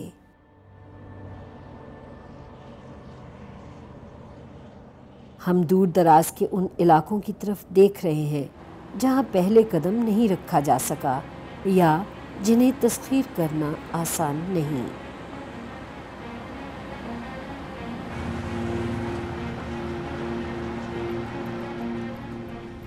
ہم اپنی طرز زندگی نہیں بدل رہے۔ ہو سکتا ہے کہ تیل ختم ہو جائے، ہم پھر بھی کینیڈا کی تارکول ملی ریت سے تیل حاصل کر سکتے ہیں۔ دنیا کے بڑے بڑے ٹرک ہزاروں ٹن ریت لے کر جاتے ہیں۔ گرم کرنے اور ریت سے بیٹومن یعنی ہائیڈرو کاربن کو علیحدہ کرنے کے عمل میں لاکھوں کیوبک میٹرز پانی درکار ہوتا ہے اور توانائی کی بھاری مقدار کی ضرورت پڑتی ہے۔ آلودگی تباہ کن ہے۔ بظاہر ہماری اولین ترجیح یہ ہے کہ سورج کی روشنی کی ہر شعاع سے فائدہ اٹھایا جائے۔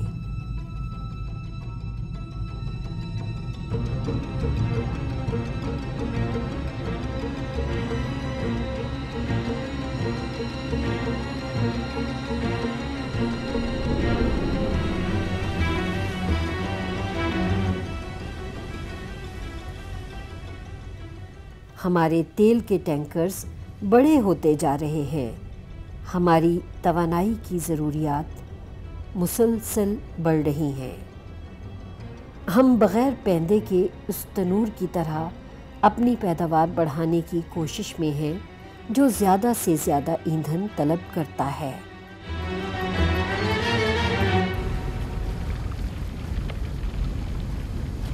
یہ سب کاربن کی بابت ہے۔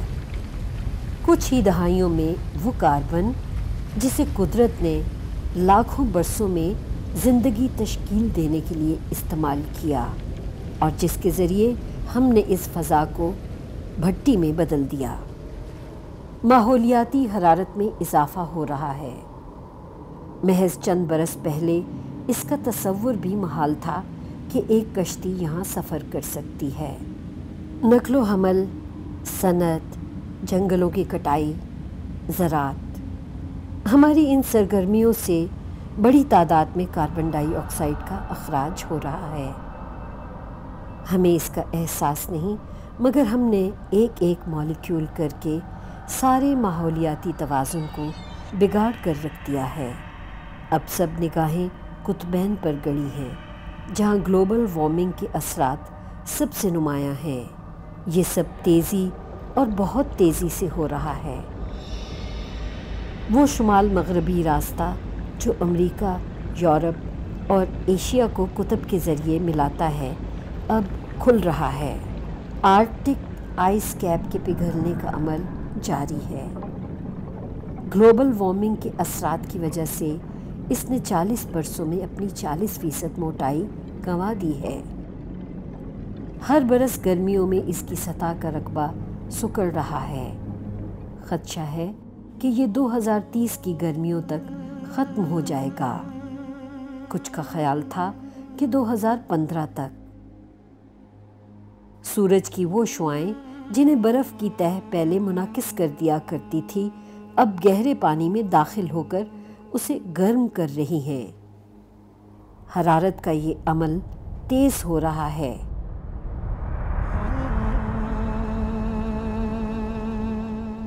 یہ برف ہمارے سیارے کی تاریخ کا اندراج رکھتی ہے۔ پچھلے کئی سو ہزار برسوں میں بھی کاربن ڈائی آکسائیڈ کی کثافت اس قدر نہیں بڑھی تھی جتنی وہ آج ہے۔ انسانیت اس سے پہلے کبھی اس طرح کے ماحول میں نہیں رہی۔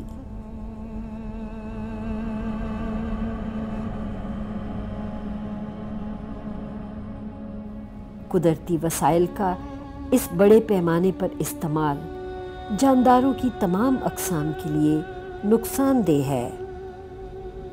ماحولیاتی تبدیلی اس خطرے کی نشاندہی کر رہی ہے۔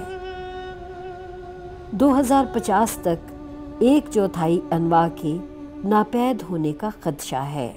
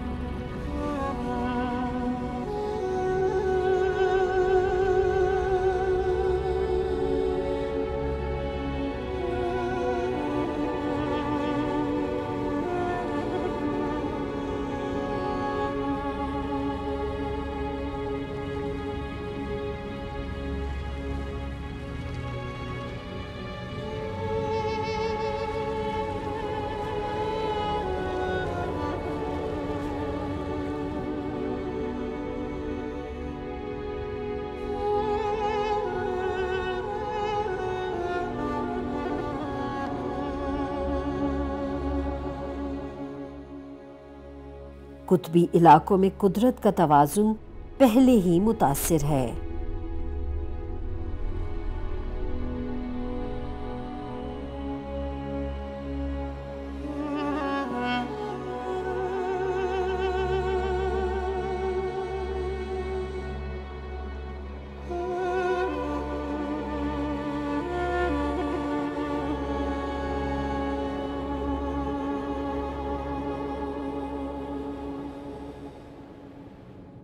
قطب شمالی کے گرد آئس کیپ کی سطح کا 30% رقبہ پچھلے 30 برسوں میں ختم ہو چکا ہے۔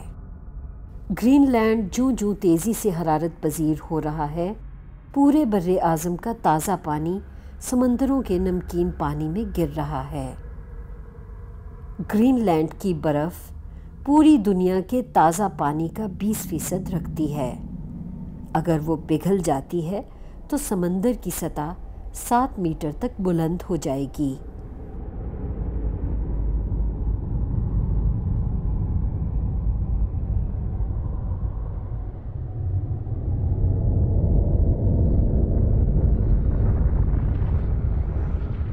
لیکن یہاں کوئی صنعت کام نہیں کر رہی۔ دنیا بھر سے خارج ہونے والی گرین ہاؤس گیسیں گرین لینڈ کی برفانی تہوں کو متاثر کر رہی ہیں۔ ہمارے ماحولیاتی نظام کی کوئی سرحد نہیں۔ ہم جہاں بھی رہتے ہوں، ہماری سرگرمیاں پوری دنیا پر اثر ڈالتی ہیں۔ ہمارے سیارے کا ماحول غیر منقسم ہے۔ یہ ہمارا باہمی اثاثہ ہے۔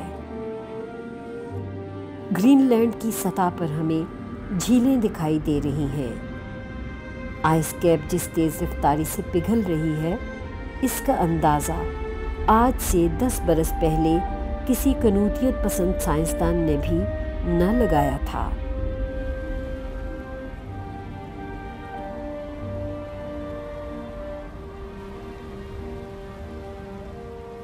گلیشیئرز سے پانی لینے والے دریا زیادہ سے زیادہ تعداد میں آپس میں ضم ہو رہے اور سطح پر بہتے مل رہے ہیں۔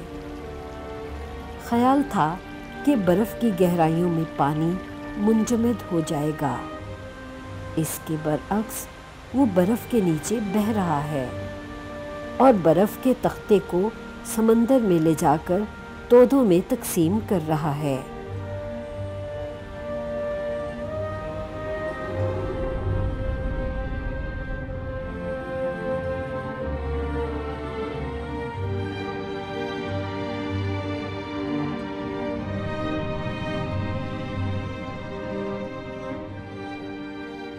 جوں جوں گرین لینڈ کے برف کے تختے کا تازہ پانی سمندر کے نمکین پانی میں رس رہا ہے، نشیبی علاقے خطرات میں گھر رہے ہیں۔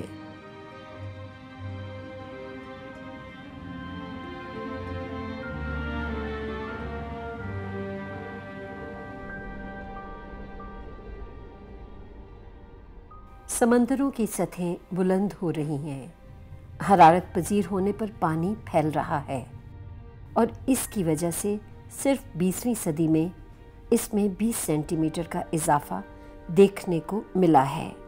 ہر شے غیر مستحکم ہو رہی ہے۔ مثال کے طور پر ساحلی مرجان کو لیجئے، جو پانی کے درجہ حرارت میں ہلکی سی تبدیلی کی طرف بھی بہت حساس ہیں، اب 30% ختم ہو چکے ہیں۔ یہ مختلف انواع کی کڑی میں ایک اہم جوڑ کی حیثیت رکھتے ہیں۔ فضا میں ہوا کے بہاؤ کی سمت تبدیل ہو رہی ہے، رین سائیکل میں بھی تبدیلی واقع ہو رہی ہے، اور موسمی جغرافیہ بھی متغیر ہے۔ نشیبی جزیروں، مثال کے طور پر مالدیپ کے باشندے غیر محفوظ ہیں، ان کی پریشانی میں اضافہ ہو رہا ہے۔ کچھ آبادی پہلے سے ہی نئے اور بہتر علاقوں کی تلاش میں ہے۔ اگر سمندر کی سطح میں اسی تیز رفتاری سے اضافہ ہوتا چلا گیا تو بڑے بڑے شہروں، مثال کے طور پر دنیا کے سب سے گنجان آباد شہر ٹوکیو کا کیا بنے گا؟ ہر برس سائنسدانوں کی پیشگوئیاں ہمیں خطرے کی سنگینی کا احساس دلاتی ہیں۔ دنیا کی کل آبادی کا 70% ساحلی میدانوں میں رہائش پذیر ہے۔ دنیا کے 15 بڑے ترین شہروں میں سے 11 ساحلی پٹی یا دریاؤں کے نزدیک وقوع پذیر ہیں۔ جوں جوں سمندری سطح میں اضافہ ہوتا ہے، زیر زمین پانی کی سطح میں بھی نمک داخل ہونے لگتا ہے، اور باشندے پینے کے پانی سے محروم ہونے لگتے ہیں۔ ایسے میں نقل مکانی ناگزیر ہو جاتی ہے۔ صرف یہ غیر یقینی ہے کہ وہ کس بڑے پیمانے پر رونما ہوگی۔ افریقہ میں کلیمنجارو کا پہاڑ اب شناخت کے قابل نہیں۔ اس کے 80% گلیشیئرز اب باقی نہیں رہے۔ موسم گرما میں اب وہاں دریا نہیں بہتے۔ مقامی لوگ پانی کی قلت سے بری طرح متاثر ہیں۔ یہاں تک کہ دنیا کے بلند ترین پہاڑی سلسلے ہمالیہ کے قلب میں پائی جانے والی ابدی برف اور گلیشیئر بھی پسپائی اختیار کرتے دکھائی دے رہے ہیں۔ یہ گلیشیئر آبی چکر میں ایک اہم کردار ادا کرتے ہیں۔ وہ مونسون میں پانی کو برف کی صورت میں مقید کر دیتے ہیں، اور گرمیوں میں جب برف پگھلتی ہے تو اس پانی کو خارج کرتے ہیں۔ ہمالیہ کے گلیشیئرز تمام بڑے ایشیائی دریاؤں کا منبع ہیں، جن میں سندھ، گینگس، میکونگ اور ینگزے کیونگ شامل ہیں۔ دنیا کے 2 ارب افراد پینے کے پانی کے لیے ان پر انحصار کرتے ہیں، اور اسی طرح اپنی فصلوں کی آپاشی کے لیے بھی، جیسا کہ بنگلہ دیش میں گینگس اور برہما پترا کے دہانے پر واقع ہونے کی بنا پر بنگلہ دیش ہمالیہ اور سمندر کی سطح پر رونما ہونے والے عمل سے براہ راست متاثر ہو رہا ہے۔ یہ دنیا کے گنجان ترین اور غریب ترین ممالک میں سے ایک ہے۔ یہ پہلے ہی گلوبل وارمنگ کا نشانہ بن چکا ہے۔ تیزی سے بڑھتے ہوئے سیلاب اور طوفان اس کی زمینی کمیت کے 1/3 حصے کو ختم کر سکتے ہیں۔ جب آبادی کو ایسے تباہ کن عوامل کا سامنا کرنا پڑے تو وہ بالآخر ہجرت پر مجبور ہو جاتی ہے۔ یاد رہے کہ امیر ممالک کی بھی جان بخشی نہ ہوگی۔ دنیا بھر میں خشک سالی رونما ہو رہی ہے۔ آسٹریلیا میں آدھے کھیت پہلے ہی متاثر ہو چکے ہیں۔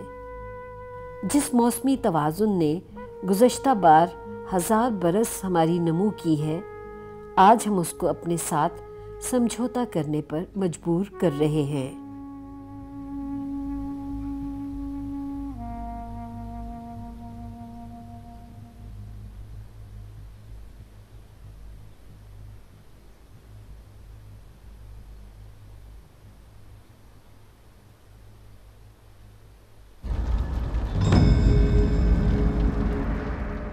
جنگلوں میں لگی آگ کے اثرات ہمارے بڑے شہروں کو لپیٹ میں لے رہے ہیں۔ یہ گلوبل وارمنگ کے عمل میں شدت کا سبب بنتی ہیں۔ درختوں کے جلنے کی صورت میں کاربن ڈائی آکسائیڈ پیدا ہوتی ہے۔ وہ نظام جو ہمارے ماحول کا ضامن ہے بری طرح بگڑ چکا ہے۔ وہ عناصر جن پر اس کا انحصار ہے متاثر ہو چکے ہیں۔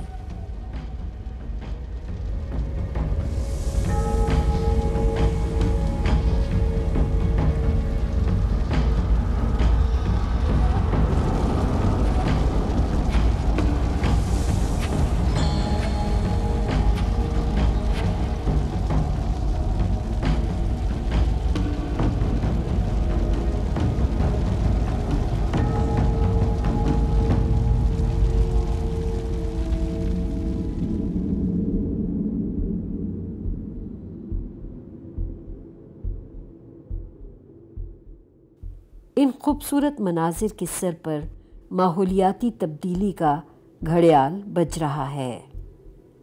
یہاں سائبیریا اور دنیا کے کچھ اور حصوں میں اس قدر ٹھنڈ ہے کہ زمین مستقل جمی ہوئی ہے۔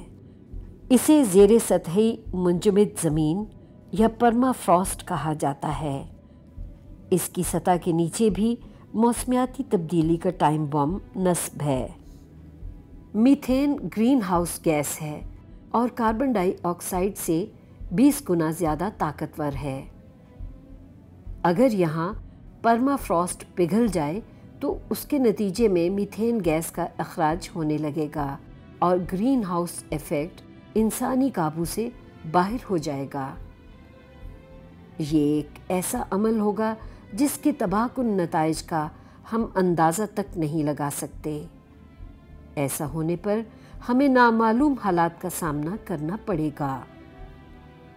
ایسے کسی انجام سے بچنے کے لیے ہمارے پاس 10 برس سے زیادہ کا عرصہ نہیں بچا، جس میں ہمیں اپنے طور و اطوار بدلنے ہوں گے۔ ہم نے ایک ایسے مظاہر کو جنم دے دیا ہے جو خود ہمارے قابو میں بھی نہیں ہے۔ نسل انسانی کے آغاز سے پانی، ہوا اور زندگی کی دیگر اقسام آپس میں منسلک ہیں، لیکن حال ہی میں ہم نے ان کے تعلق کو توڑ کر رکھ دیا ہے۔ ہمیں اب حقائق کا سامنا کرنا پڑے گا۔ جو ہم جانتے ہیں اس پر ہمیں یقین کرنا ہی ہوگا۔ جو ہم نے دیکھا ہے یہ سب انسانی رویوں کا ہی مظاہرہ ہے۔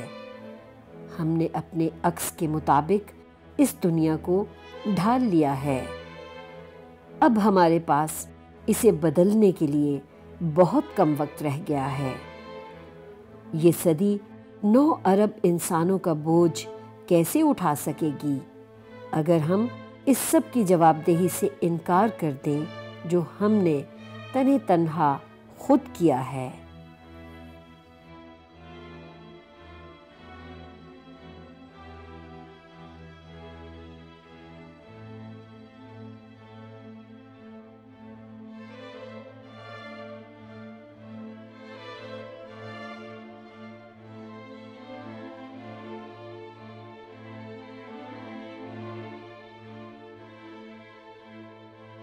دنیا کی 20% آبادی 80% وسائل استعمال کر رہی ہے۔ دنیا فوجی اخراجات پر ترقی پذیر ممالک کی امداد کے مقابلے میں 12 گنا زیادہ خرچ کر رہی ہے۔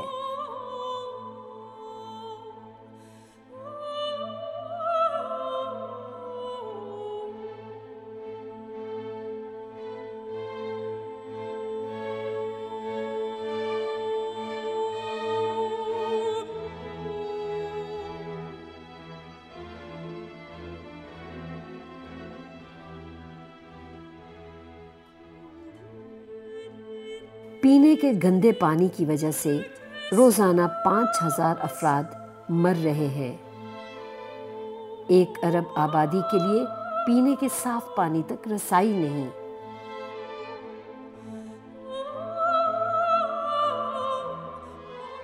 تقریباً 1 ارب افراد بھوک کا شکار ہیں۔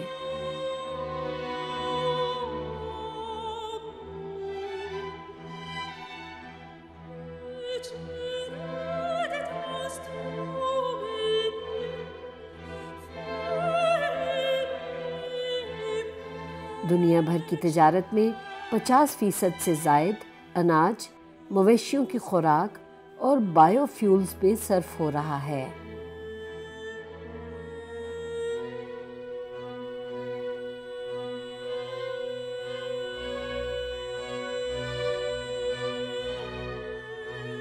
کاشت کے قابل زمین کا 40% طویل مدتی نقصان اٹھا چکا ہے۔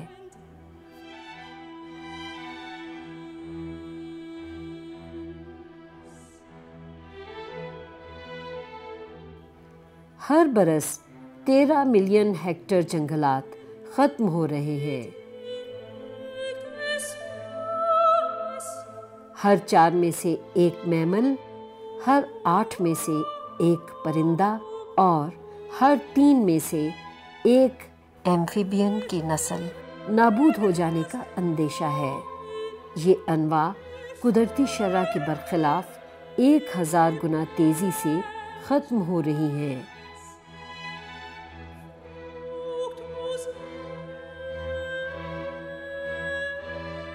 ماہی گیری کے کل علاقے 3/4 یا تو ختم ہو چکے ہیں یا ہونے کے نزدیک ہیں۔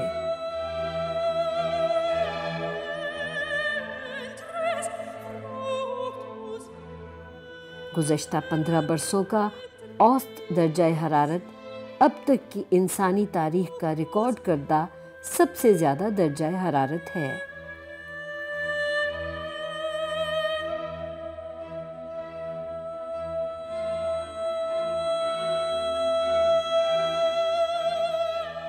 چالیس برس پہلے کے مقابلے میں آئس کیپ اب 40% پتلی ہو چکی ہے۔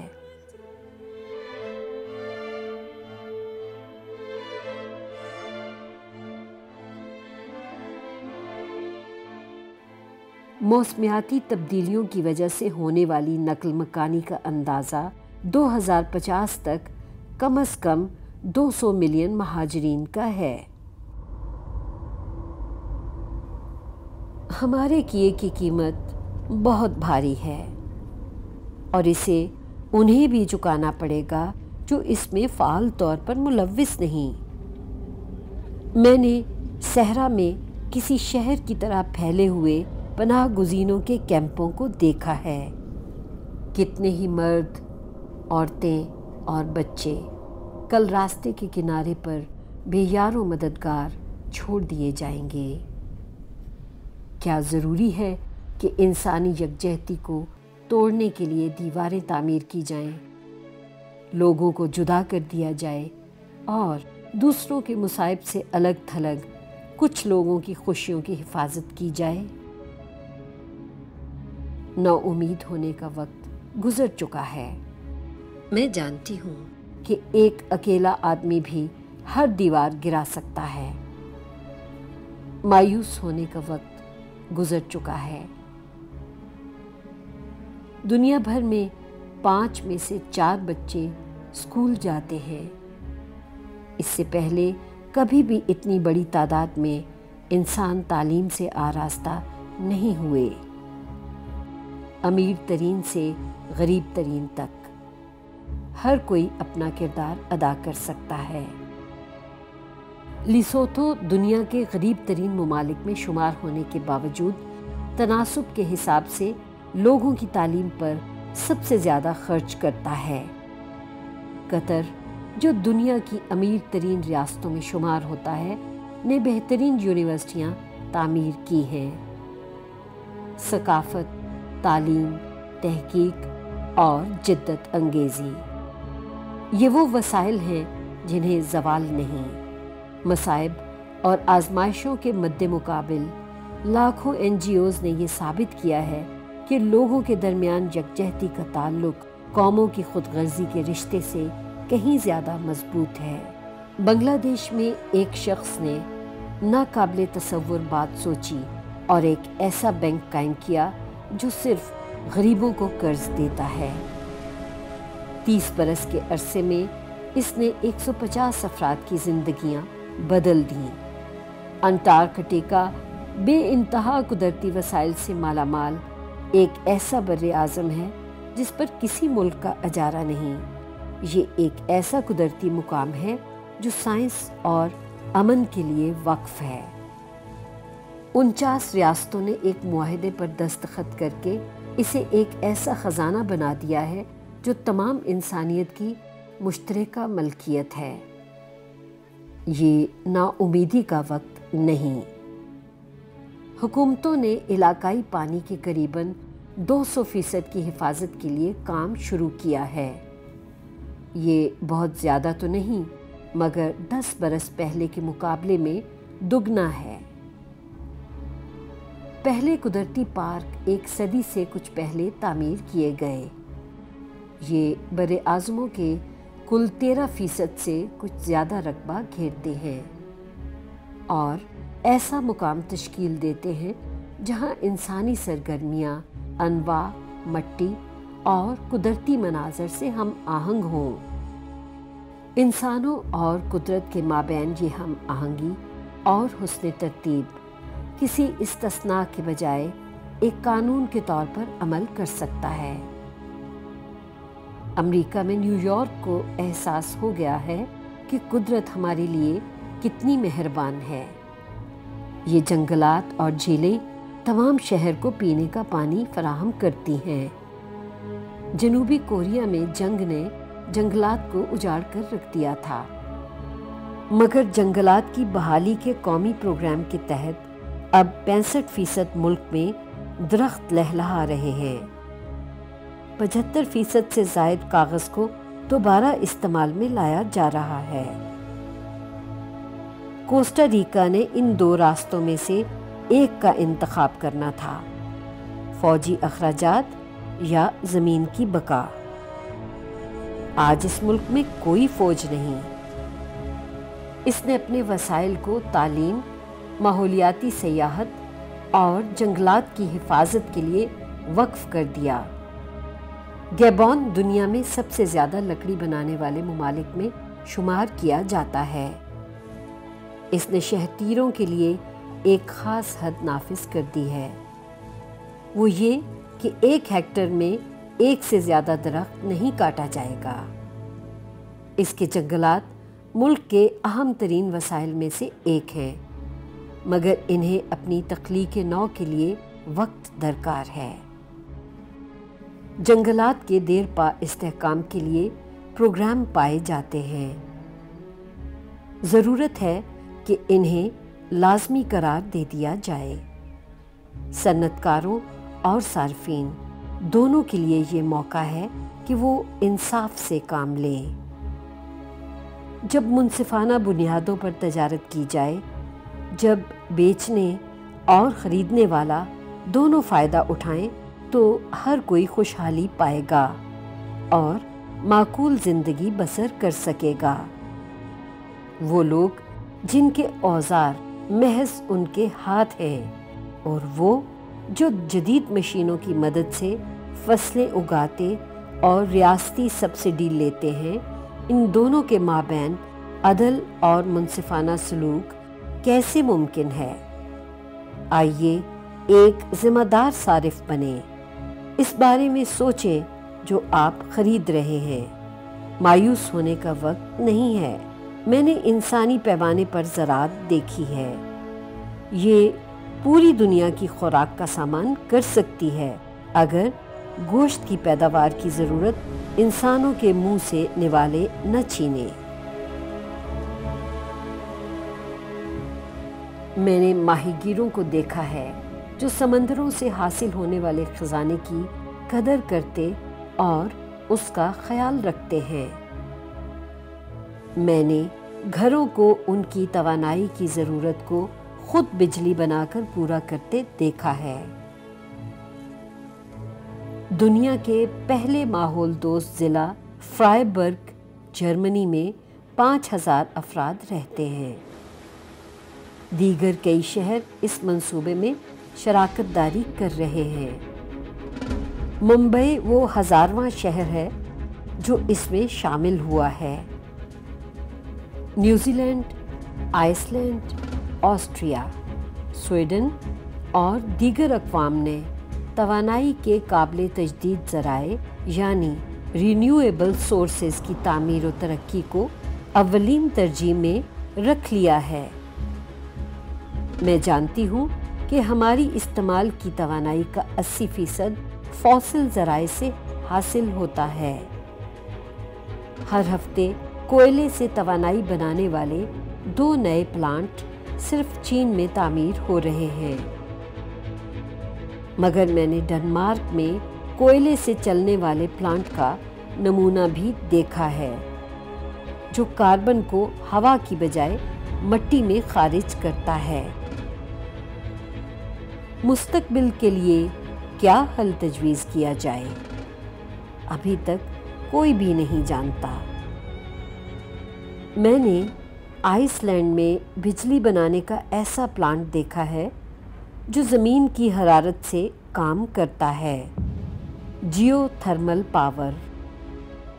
میں نے اس سانپ نما شے کو دیکھا ہے جو سمندر کی لہروں پر بے نیازی سے پڑا ان کی توانائی جذب کر کے اس سے بجلی بنا رہا ہے۔ میں نے ڈنمارک کے ساحل پر ہوائی فارم دیکھے ہیں جو ملک کی ضرورت کی 20% بجلی بنا رہے ہیں۔ امریکہ، چین، بھارت، جرمنی اور اسپین قابل تجدید توانائی یعنی رینیویبل انرجی کے سب سے بڑے سرمایہ کار ہیں۔ اس ضمن میں یہ اب تک 2.5 لاکھ ملازمتیں دے چکے ہیں۔ زمین پر بھلا کوئی ایسا مقام بھی ہے جہاں آندھی نہ چلتی ہو؟ میں نے صحرا کی وسعت کو گرمی سے تپتے دیکھا ہے۔ زمین پہ موجود ہر شے ایک دوسرے سے جڑی ہوئی ہے اور زمین سورج سے منسلک ہے جو اس کی توانائی کا اصل ذریعہ ہے۔ کیا انسان پودوں کی نقل کرتے ہوئے سورج کی توانائی کو جکڑ نہیں سکتے؟ محض 1 گھنٹے میں سورج زمین کو اتنی توانائی دیتا ہے جتنی کل انسانیت 1 برس میں استعمال کرتی ہے۔ جب تک زمین موجود ہے سورج کی توانائی کو زوال نہیں۔ ہمیں کرنا یہ ہے کہ زمین میں مزید سوراخ کرنے کی بجائے آسمان کی طرف دیکھیں۔ ہمیں یہ سیکھنے کی ضرورت ہے کہ سورج کی مدد سے کیسے کاشت کریں۔ یہ تمام تجربات محض مثالیں ہیں، مگر یہ ایک نئی بیداری کی گواہی دیتی ہیں۔ یہ انسان کی ایک ایسی نئی مہم کا آغاز کرتے ہیں جس کی بنیاد اعتدال، ذہانت اور مل بانٹنے پر رکھی گئی ہے۔ یہ ایک دوسرے کے ساتھ اکٹھے چلنے کا وقت ہے۔ ہم جو کچھ گنوا چکے ہیں اس سے کہیں زیادہ وہ اہم ہے جو ہمارے پاس ابھی بچا ہے۔ ہمارے پاس ابھی بھی دنیا کے نصف جنگلات، ہزاروں دریا، جھیلیں اور گلیشیئر موجود ہیں اور اسی طرح فروغ پاتی ہوئی ہزار ہا انواع۔ ہم جانتے ہیں کہ ابھی ہمارے پاس حل ڈھونڈ نکالنے کا امکان ہے۔ ہم سب میں وہ قوت موجود ہے کہ ہم دنیا میں تبدیلی لا سکتے ہیں۔ تو پھر ہم کیا سوچ رہے ہیں؟